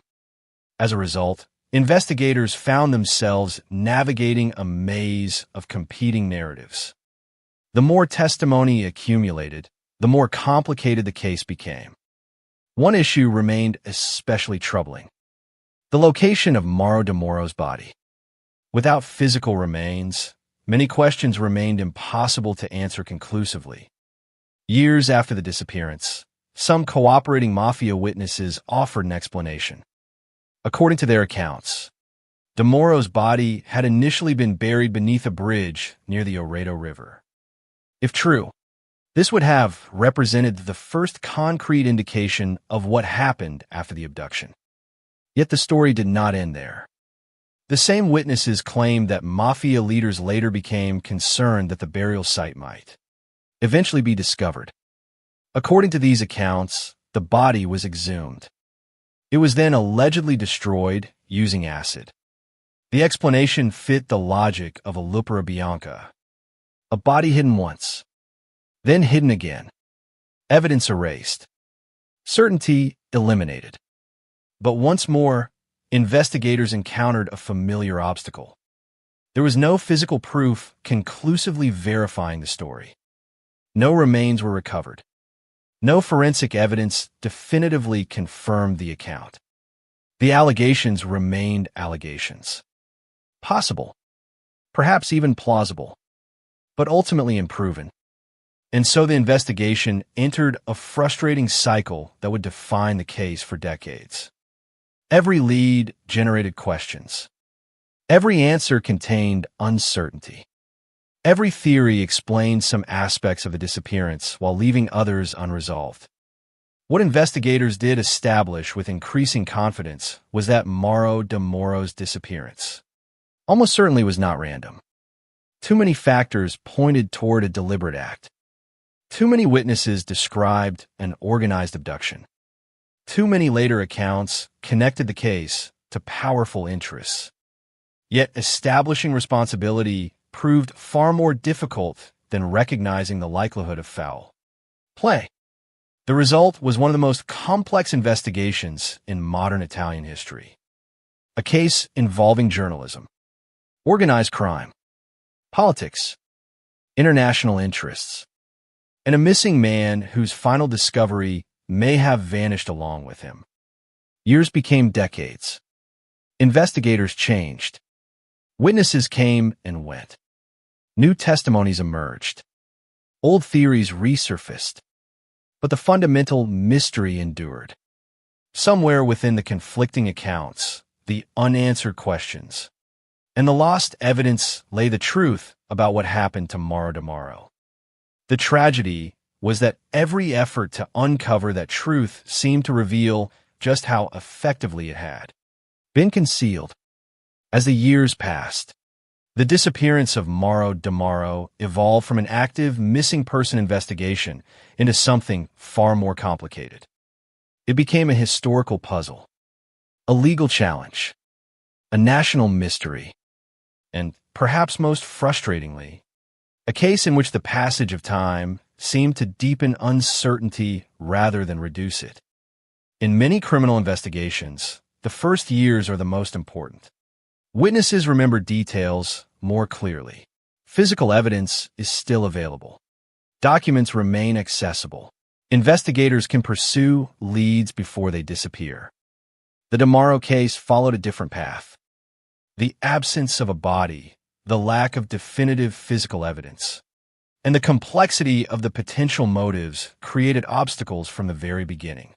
As time moved forward, those obstacles only became larger. Yet despite those difficulties, the search for answers never completely stopped. Investigators continued examining the circumstances of the disappearance. Prosecutors revisited theories. Journalists conducted their own inquiries. Witnesses emerged with new claims. Former mafia members eventually began cooperating with authorities. Each new development created hope that the mystery might finally be resolved. But each new development also revealed just how difficult it would be to transform suspicion into proof. One of the defining characteristics of the legal proceedings surrounding the Demaro case was their extraordinary duration. Decades separated the crime from many of the most significant judicial efforts to explain it. By that point, Italy itself had changed. Governments had come and gone. Political eras had begun and ended. Entire generations had grown up knowing Mauro Demaro's disappearance only as a historical mystery. Yet the central questions remained exactly the same. Who had ordered the crime? Why had it been committed? And what had happened to the journalist after he was taken from Via del Magnoli? Investigators increasingly relied on testimony from individuals who had once belonged to the mafia. These cooperating witnesses, often referred to as mafia informants or turncoats, offered information that authorities had never previously possessed. Some claimed knowledge of internal discussions within Cosa Nostra. Others described alleged decisions made by senior mafia figures. Several suggested that the disappearance and murder of Mauro Demaro had been authorized at the highest levels of the organization. Such testimony was important.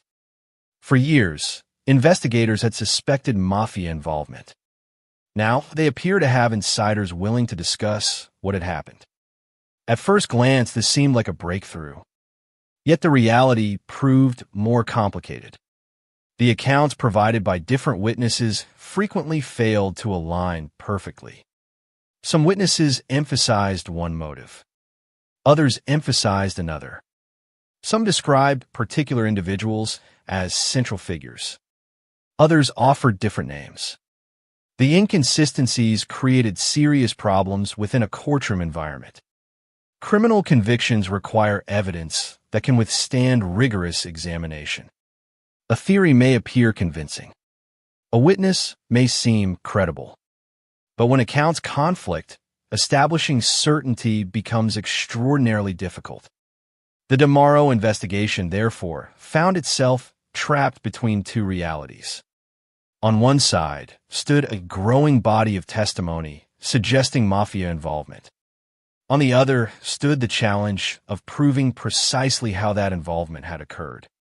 This tension would define the legal proceedings for years.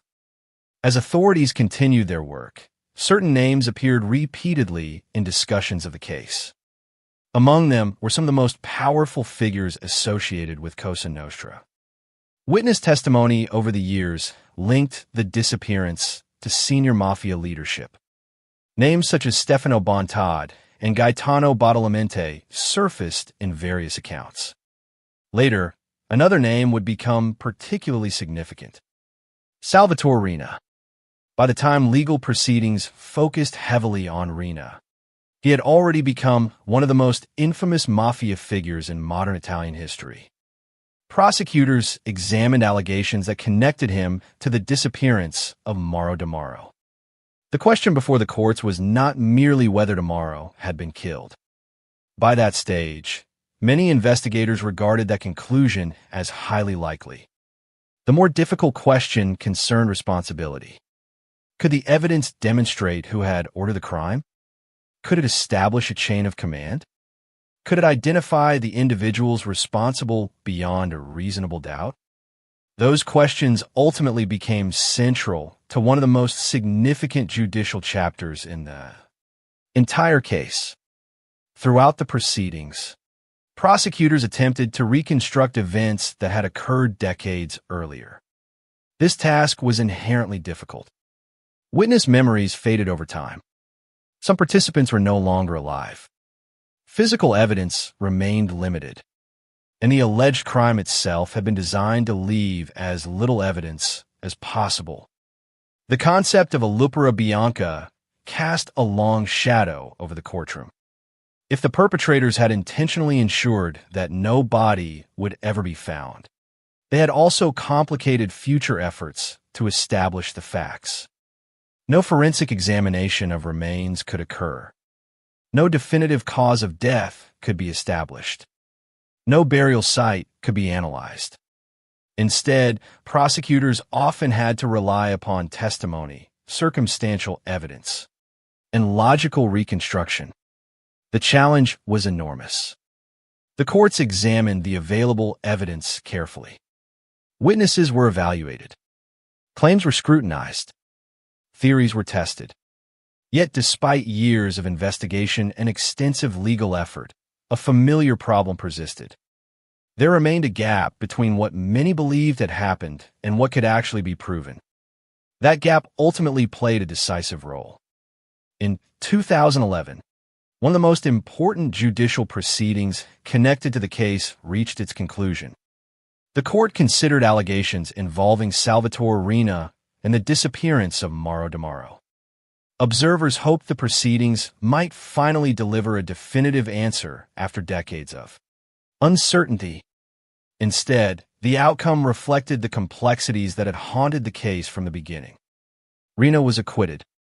The reason was not that the court concluded the disappearance had never occurred, nor was it because investigators believed De Mauro had vanished voluntarily.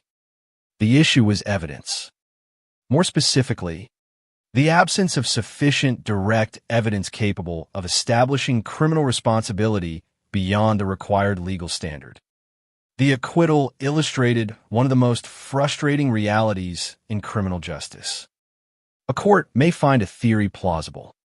Investigators may strongly suspect certain events occurred.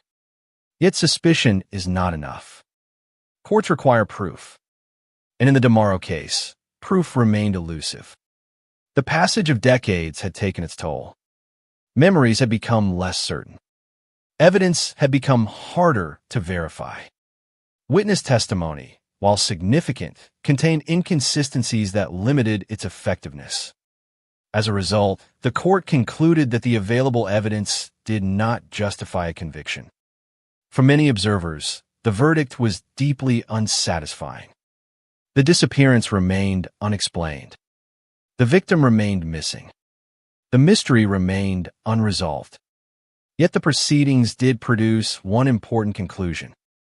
Although the court could not establish every detail of the crime, judges acknowledged a reality that had become increasingly difficult to dispute.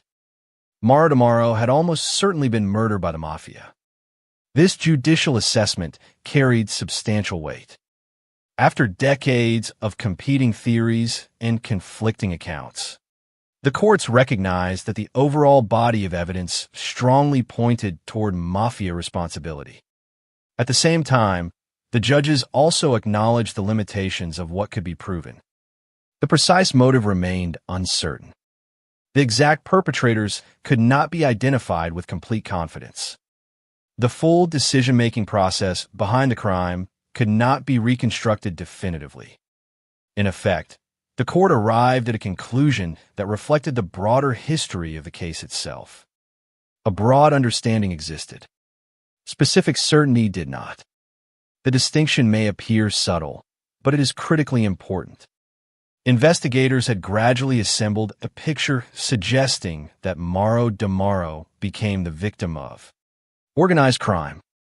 Yet the finer details remained hidden. What precisely triggered the decision to eliminate him? Was it his investigation into Enrico Mattei? Was it knowledge of narcotics trafficking? Was it information connected to the Borghese coup? Did multiple factors overlap? Even after decades of inquiry, those questions remained unanswered. And so the legal process ended much as the investigation had progressed. With fragments, with probabilities, with strong suspicions, but without a complete and indisputable reconstruction of events. For Demaro's family, the outcome could never provide true closure. No body had been recovered. No grave existed. No final explanation had emerged. The courts had traveled as far as the available evidence allowed. Beyond that point lay uncertainty. Yet even in the absence of definitive answers, the proceedings accomplished something important. They ensured that Mauro Demaro's disappearance would not be forgotten. They preserved the record. They examined the evidence. They forced difficult questions into public view. And they reaffirmed a conclusion that many had suspected for years. The disappearance of Mauro Demaro was not an accident of history. It was almost certainly a crime connected to powerful interests, a crime whose full truth remained hidden, and a crime whose consequences would continue long after the courtroom doors closed. More than half a century has passed since Mauro Demaro disappeared from a quiet street in Palermo. The city has changed. Italy has changed. Entire generations have come and gone. Yet the mystery remains. For many criminal cases, time eventually delivers some form of resolution. A suspect confesses. New evidence emerges. A body is discovered. A court reaches a definitive conclusion. Even when justice arrives late, it often arrives eventually. The disappearance of Mauro Demaro belongs to a different category of cases. It is one of those rare mysteries that seem to resist final explanation. The years pass. Investigations continue. Witnesses speak. Judges rule. Historians analyze. Yet the central questions remain suspended between possibility and certainty. What exactly happened to Mauro Demaro after he was forced away from Via del Magnoli? What information had he discovered? Who ultimately decided that he could no longer be allowed to continue his work? And perhaps most importantly, what truth vanished alongside him? Those questions continue to echo through Italian history. The significance of the case extends beyond the disappearance of a single individual. Mauro Demaro's story became part of a larger narrative involving journalism, organized crime, politics, and power. It became a symbol of the dangers faced by those who investigate subjects that powerful people would prefer to keep hidden. At the center of that story stands a journalist, not a politician, not a police officer, not a criminal, a journalist, a man whose profession depended on asking questions. The tragedy of the case lies partly in the possibility that those questions may have led directly to his disappearance. Throughout his career at Laura, DeMauro had built a reputation for investigating difficult subjects. He reported on corruption. He reported on political matters. He reported on mafia activity. He devoted himself to uncovering information that others often preferred not to discuss publicly. By 1970, those efforts had placed him in the middle of an investigation connected to one of Italy's most controversial unresolved deaths, the death of Enrico Mattei. Whether that investigation ultimately cost him his life remains uncertain. Yet the possibility continues to shape how the case is remembered. The theory involving Mattei remains compelling because it appears to fit the known chronology. A journalist investigates a controversial death. He gathers information. He becomes increasingly enthusiastic about his discoveries. He reportedly claims to possess information capable of shaking Italy. Then he disappears. The sequence naturally invites suspicion. But suspicion alone cannot establish certainty. And certainty is precisely what this case has always lacked. The narcotics trafficking theory presents a different possibility. If DeMauro uncovered information about mafia-controlled drug routes between Sicily and the United States, he could have represented a threat to powerful criminal interests. Again, the logic is understandable. Again, the motive appears plausible. Yet once more, the evidence falls short of providing a complete answer. The same is true of the theory connected to the Borghese coup.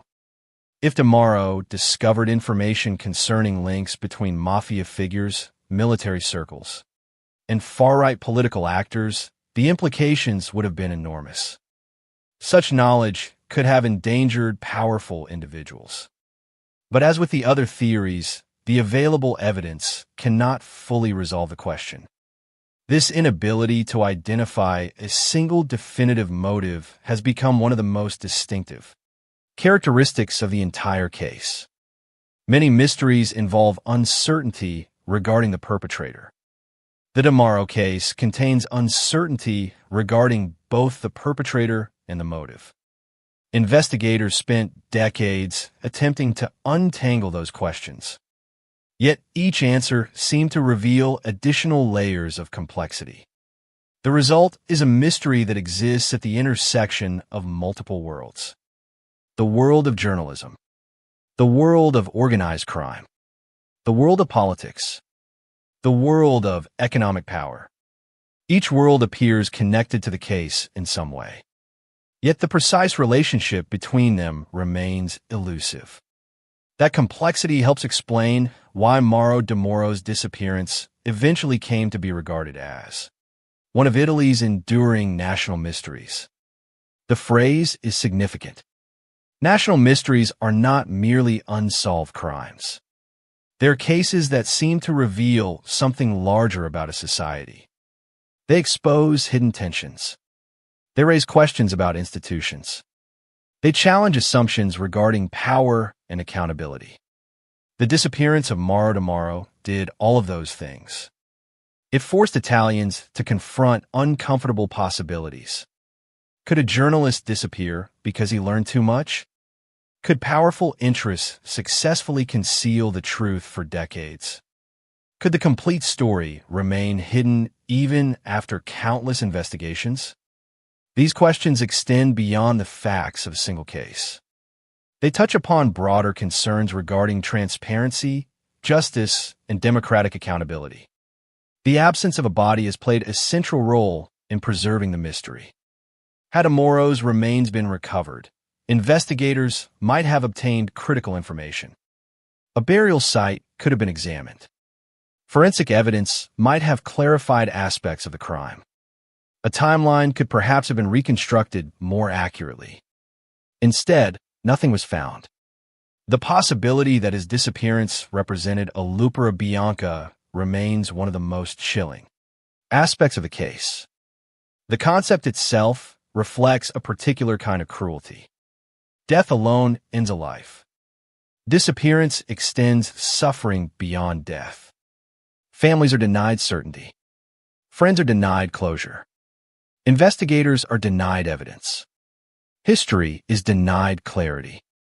In Mauro DeMoro's case, that absence became permanent. Years turned into decades. Decades turned into generations. Still, no grave appeared.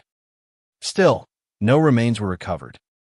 Still, the final chapter of his life remained unwritten. For his family, the consequences were profound. Every unresolved case leaves behind unanswered questions. But disappearances create a unique burden. The lack of certainty can become its own form of pain. When there is no body and no definitive account of what occurred, the imagination fills the empty spaces. Questions linger. Possibilities multiply. Closure becomes difficult, if not impossible. Although the courts eventually concluded that DeMoro was almost certainly murdered by the mafia, that conclusion could not erase the uncertainty surrounding the details.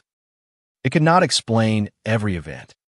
It could not identify every participant. And it could not reveal exactly what information he possessed during the final days of his life. Perhaps the most haunting element of the entire case is the possibility that the crucial answer disappeared along with him. Investigative journalists collect information constantly. They speak with sources. They gather documents. They record observations. Some discoveries become public. Others remain unfinished when circumstances intervene. In the case of Mauro DeMoro, one cannot help but wonder what remained incomplete. What did he learn during his investigation into Enrico Mattei? What conclusions had he reached? What information caused him to believe that he possessed something capable of shaking Italy? Those questions survive because he was never given the opportunity to answer them himself. The silence left by his disappearance became part of the mystery, a silence that no investigation has fully overcome. Yet despite the uncertainty, Mauro DeMoro's legacy endures. He is remembered not merely because he disappeared. He is remembered because of the work he performed before he disappeared. His name remains associated with investigative journalism in Sicily, with efforts to expose corruption, with efforts to examine organized crime, with the pursuit of difficult truths. That legacy matters because unresolved cases often risk reducing victims to the circumstances of their deaths. In DeMoro's case, it is important to remember the life as well as the mystery, the journalist as well as the victim, the investigator as well as the disappearance. More than 50 years after that September evening, the story remains unfinished. A BMW parked outside a residence. A daughter watching her father arrive home. Witnesses reporting that a group of men forced him away. A search involving thousands of personnel. A vanished body. Decades of investigations. Court proceedings that establish probabilities but not complete certainty. And at the center of everything, a question that still refuses to disappear. What happened to Mauro DeMoro? Perhaps one day a new witness will emerge. Perhaps hidden information will be discovered. Perhaps some missing piece of evidence will finally surface. Or perhaps the complete truth has already been buried beyond recovery. For now, the case remains suspended between history and mystery. A reminder that some crimes leave scars long after the events themselves have passed. A reminder that truth can be extraordinarily difficult to uncover when powerful interests are involved. And a reminder of the risks faced by those who dedicate their lives to asking questions. On the evening of September 16, 1970, Mauro DeMoro returned home expecting the day to end as countless days had ended before. Instead, he vanished. The investigation that followed would last decades. The mystery would outlive many of the people connected to it, and the answers would remain frustratingly out of reach. Today, all that remains are the facts that can be established, the theories that continue to be debated, and the memory of a journalist who may have come dangerously close to a secret that others wanted hidden forever. His story endures not because we know exactly what happened, but because we still do not. And in that uncertainty lies the enduring power and enduring tragedy of the Mauro DeMauro case. There's a peculiar kind of mystery that emerges when a person disappears. Unlike a murder investigation with a known crime scene, known victims, and known evidence, a disappearance creates an empty space. Facts exist around the edges, but the center remains hollow. Investigators search for answers. Families search for closure. Journalists search for truth. Yet the absence itself becomes part of the story. In the case of Mauro DeMauro, that absence has endured for more than half a century. It has survived political changes, judicial inquiries, new witnesses, and countless attempts to reconstruct the events of September 1970. And still, the final truth remains hidden. Looking back across the decades, what makes this case so remarkable is not merely that a journalist vanished. History contains many examples of journalists who have been threatened, silenced, or attacked because of their work. What distinguishes the disappearance of Mauro DeMauro is the extraordinary convergence of unanswered questions surrounding his final investigation. Few missing person cases become intertwined with so many possible explanations. Few cases occupy a space where organized crime, political intrigue, economic interests, and historical uncertainty all appear to overlap. And few cases leave behind such a powerful sense that the most important piece of evidence was never found. Throughout the years, investigators repeatedly returned to the same pivotal detail. DeMauro reportedly believed he had discovered information capable of shaking Italy. Those words became almost inseparable from the case itself. They appeared in discussions, investigations, and analyses. They shaped public understanding of the mystery. Yet they also created a paradox. The statement suggested the existence of a significant discovery. But because DeMauro disappeared before publicly revealing exactly what he meant, the statement itself became another mystery. What was he referring to? What information had convinced him that his findings possessed national significance? Was the answer connected to Enrico Mattei? Was it connected to the mafia? Was it connected to politics? Or was it connected to several of these worlds simultaneously? The tragedy is that the person best positioned to answer those questions never had the opportunity to do so. In many ways, Mauro DeMauro's final investigation remains unfinished. Journalists often work toward a moment of publication. They gather facts, verify information, and eventually present their findings to the public. The publication becomes the conclusion of the process. It transforms private knowledge into public knowledge. It ensures that information can no longer be hidden. But DeMauro never reached that stage. Whatever he discovered remained incomplete from the perspective of history. Whatever conclusions he reached remained largely inaccessible. Whatever evidence he possessed either disappeared with him or was never fully understood afterward. As a result, the investigation into his disappearance became inseparable from the investigation he himself had been conducting. The two mysteries merged together. One concerned the fate of a journalist. The other concerned the secrets he may have uncovered. Over time, each mystery came to define the other. This is perhaps why the case continues to attract attention decades later. It is not simply a question of identifying perpetrators. It is also a question of understanding history. The disappearance of Mauro DeMauro sits within a broader period of Italian history marked by uncertainty, tension, and hidden relationships between different centers of power. Even without definitive answers, the case raises important questions about how power operates and how information can become dangerous. It reminds us that knowledge itself can create risk. A journalist's greatest tool is often information. Yet information can also become a source of vulnerability when it threatens influential interests. Whether tomorrow was investigating the death of Enrico Mattei, a narcotics network, political conspiracies, or some combination of all three, the possibility remains that he reached a point where what he knew became more dangerous than anyone around him fully understood. That possibility cannot be proven with certainty, but neither can it be dismissed. Another reason the case endures is because it illustrates the limitations of even the most determined investigations. Thousands of personnel participated in the search. Investigators devoted years of effort to the case. Courts examined testimony. Witnesses came forward. Informants offered explanations. Yet the complete picture never emerged. This reality can be uncomfortable. Modern societies often assume that enough time, enough resources, and enough determination will eventually produce answers.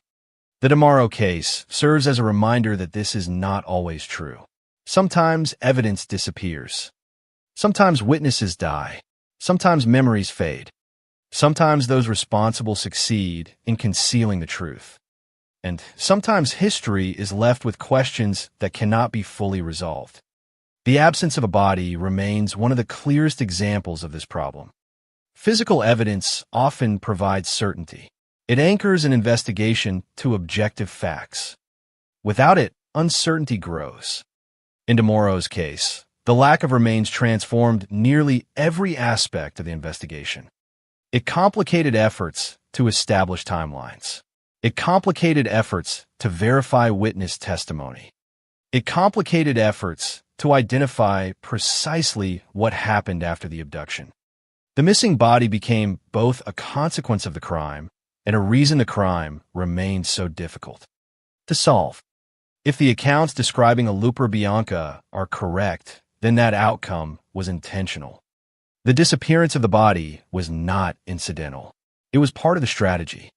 It was designed to create exactly the kind of uncertainty that would later frustrate investigators. And courts, whether that strategy succeeded completely, is open to debate. The perpetrators may have succeeded in concealing certain details, but they failed to erase Mauro Demaro from history. His name survived. His work survived. The questions he pursued survived. And the mystery surrounding his disappearance became part of Italy's collective memory. Today, Mauro Demaro is remembered not only as a victim, but also as a symbol. He represents the risks faced by investigative journalists who confront powerful interests. He represents the importance of independent reporting in societies where information can be manipulated, concealed, or controlled. And he represents a broader struggle between secrecy and transparency, between silence and inquiry. There is something fitting about the fact that his story continues to be told. Journalism, at its core, is an effort to prevent important truths from disappearing. It is an effort to preserve facts against forgetting. Although Mauro Demaro's own investigation was interrupted, the continued interest in his case reflects the same principle that guided his work. People continue asking questions. People continue examining evidence. People continue searching for answers. In that sense, the investigation never truly ended. It merely changed form. The search for Mauro Demaro became a search for historical understanding. Perhaps the most honest conclusion is also the simplest. We do not know exactly what happened to Mauro Demaro after he was taken from outside his home in Palermo. We do not know with complete certainty which of the major theories explains his disappearance. We do not know precisely what information he possessed during the final days of his life. And we do not know whether the full truth will ever emerge. What we do know is that a respected investigative journalist vanished under circumstances that strongly suggest a deliberate and organized crime. We know that extensive investigations pointed toward mafia involvement. We know that courts acknowledged the likelihood that he was murdered. And we know that more than 50 years later, many of the crucial questions remain unanswered. That combination of facts and uncertainty is what makes the Mauro DeMauro case so enduring. It exists at the boundary between what history can prove and what history can only suspect. It is a story filled with evidence but lacking certainty, filled with theories but lacking definitive conclusions, filled with voices but missing the one voice that mattered most, the voice of Mauro DeMauro himself. And so the case remains open in the minds of many who study it. Not necessarily open in a legal sense, but open in a historical sense. Open because the central mystery has never been resolved. Open because the final piece of the puzzle may still be missing. Open because somewhere within the silence left behind by a vanished journalist lies a truth that has never fully come to light. Until that truth is known, Mauro DeMauro's story will continue to endure as one of Italy's most haunting mysteries, a reminder that some secrets can survive for generations, and that sometimes the most powerful story is not the one we know, but the one that disappeared. Every unsolved case leaves behind questions. Some leave dozens. Others leave hundreds. The disappearance of Mauro DeMauro left an entire nation with questions that have persisted for more than 50 years. Questions about crime. Questions about power. Questions about truth. And perhaps above all, questions about what happens when a journalist gets too close to information that others want hidden. When historians look back on September 16, 1970, they see more than a missing person case. They see a moment that appears to stand at the intersection of several different stories. There is the story of a veteran investigative reporter. There is the story of Sicily and the influence of organized crime. There is the story of Enrico Mattei and the unresolved controversy surrounding his death. There are questions involving political intrigue, economic interests, and the complicated realities of Italy during the Cold War era. Each of these stories existed independently, yet somehow they all seem to converge around the final days of Mauro DeMauro's life. That convergence is one reason why the case has never faded from public memory. Many criminal investigations eventually become historical footnotes. The facts are established, responsibility is assigned, and society moves on. The DeMauro case followed a different path. Instead of reaching a clear conclusion, it evolved into a symbol of uncertainty itself. Every generation that revisits the case encounters the same dilemma. The available evidence points in certain directions. Theories emerge from that evidence. Some theories appear stronger than others, yet none can fully eliminate the doubts that remain. The result is a mystery that feels perpetually unfinished. There's an important distinction between an unsolved crime and an unresolved historical mystery. An unsolved crime asks who committed the act. An unresolved historical mystery asks broader questions. Why did it happen? What forces were involved? What larger truths might be hidden behind the event? The disappearance of Mauro DeMauro belongs to both categories. Investigators spent decades searching for those responsible. At the same time, historians and journalists search for something even larger, an understanding of the circumstances that made such a disappearance possible. The fact that Mauro DeMauro was a journalist matters enormously. Had he been an ordinary citizen with no connection to controversial investigations, the case would still have been tragic. But his profession fundamentally shaped the way people interpreted his disappearance. Journalists exist in a unique position within society. Their work often requires them to gather information before that information becomes public. They speak with sources. They examine documents. They identify patterns. They ask questions that powerful individuals may find uncomfortable. In doing so, they frequently become custodians of knowledge that others do not yet possess. This reality lies at the heart of the DeMauro mystery. Whatever he knew during the final days of his life may have existed only within a very small circle. Perhaps only he fully understood the significance of the information he had collected. Perhaps he had not yet shared all of it with colleagues. Perhaps he intended to do so later. Perhaps he believed he still had time. If so, his disappearance did more than silence a journalist. It may also have interrupted the publication of information that has never been fully reconstructed. That possibility remains one of the most haunting aspects of the case. History contains many examples of documents that vanished, witnesses who disappeared, and investigations that ended abruptly.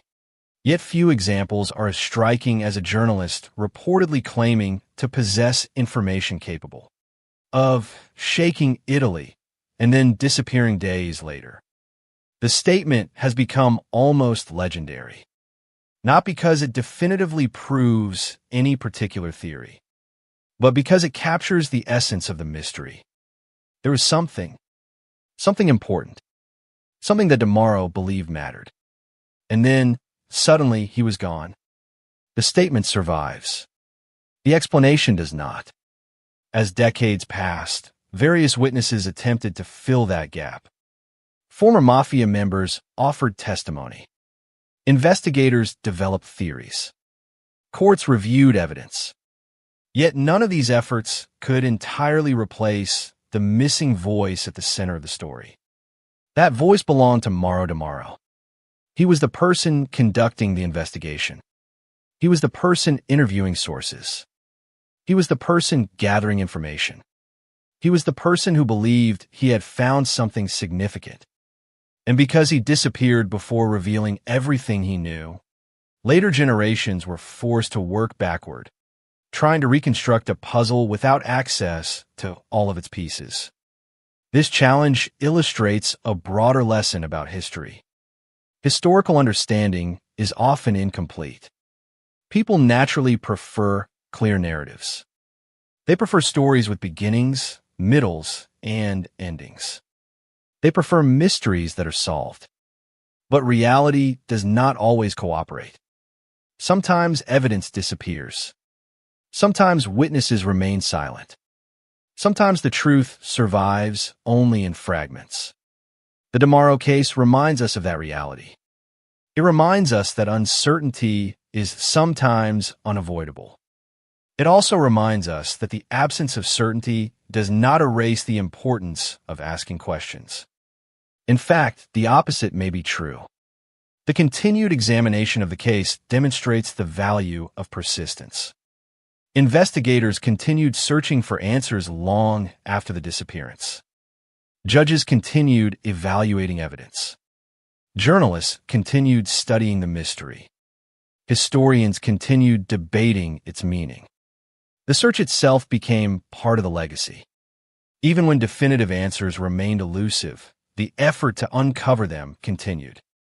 This persistence reflects one of the fundamental principles of investigative journalism. Not every question receives an answer. Not every investigation succeeds. Not every truth becomes immediately visible. Yet the pursuit of truth remains important regardless of outcome. Mauro DeMauro dedicated much of his professional life to that pursuit.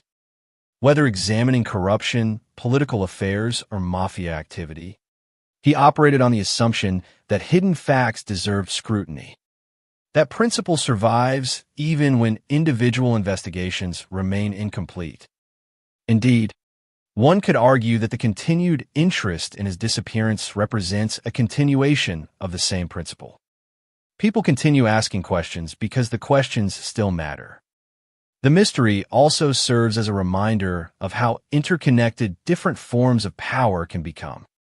The major theories surrounding the case involve organized crime, political interests, and economic influence. While investigators never established a definitive explanation, the theories themselves reveal concerns about relationships between these spheres of power.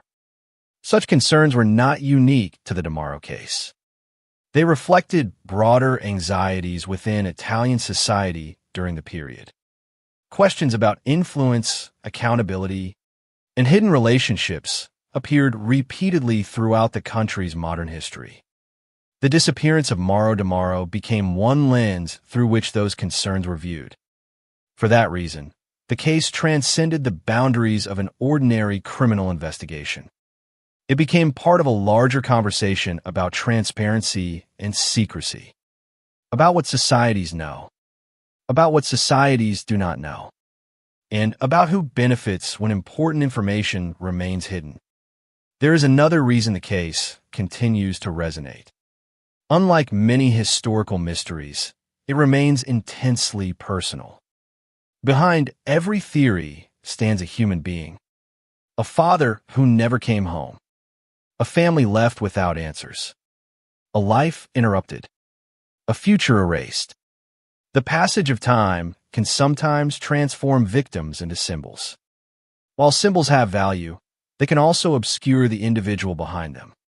Mauro Demaro was not merely a character in a national mystery. He was a person, a journalist, a colleague, a member of a family. Remembering that fact is essential.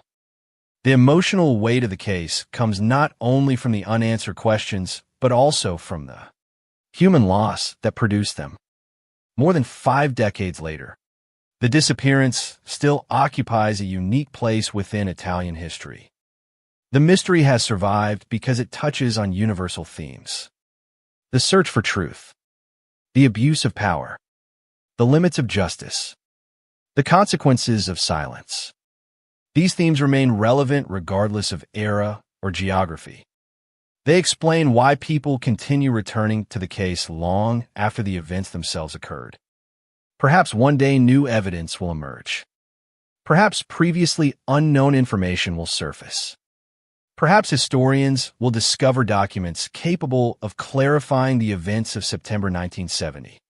Such possibilities cannot be completely dismissed. History occasionally reveals its secrets long after participants have disappeared. Yet even if no new evidence ever emerges, the significance of the case will remain. Its importance does not depend solely on whether every question receives an answer. Its importance also lies in what it teaches. It teaches that truth can be fragile. It teaches that investigations sometimes carry risks. It teaches that powerful interests may seek to protect themselves from scrutiny. And it teaches that unanswered questions can endure for generations. As we reach the end of this story, we return to the image that has defined the mystery from the beginning. A journalist drives home through Palermo. He parks his BMW outside his residence. His daughter sees him arrive. Home is only a few steps away. Then, according to witnesses, a group of men confront him. He disappears into the night. No body is found. No final explanation emerges. Only questions remain. Questions that have echoed across more than half a century. Questions that transformed a disappearance into a national mystery. Questions that continue to remind us how much history can reveal and how much it can still conceal.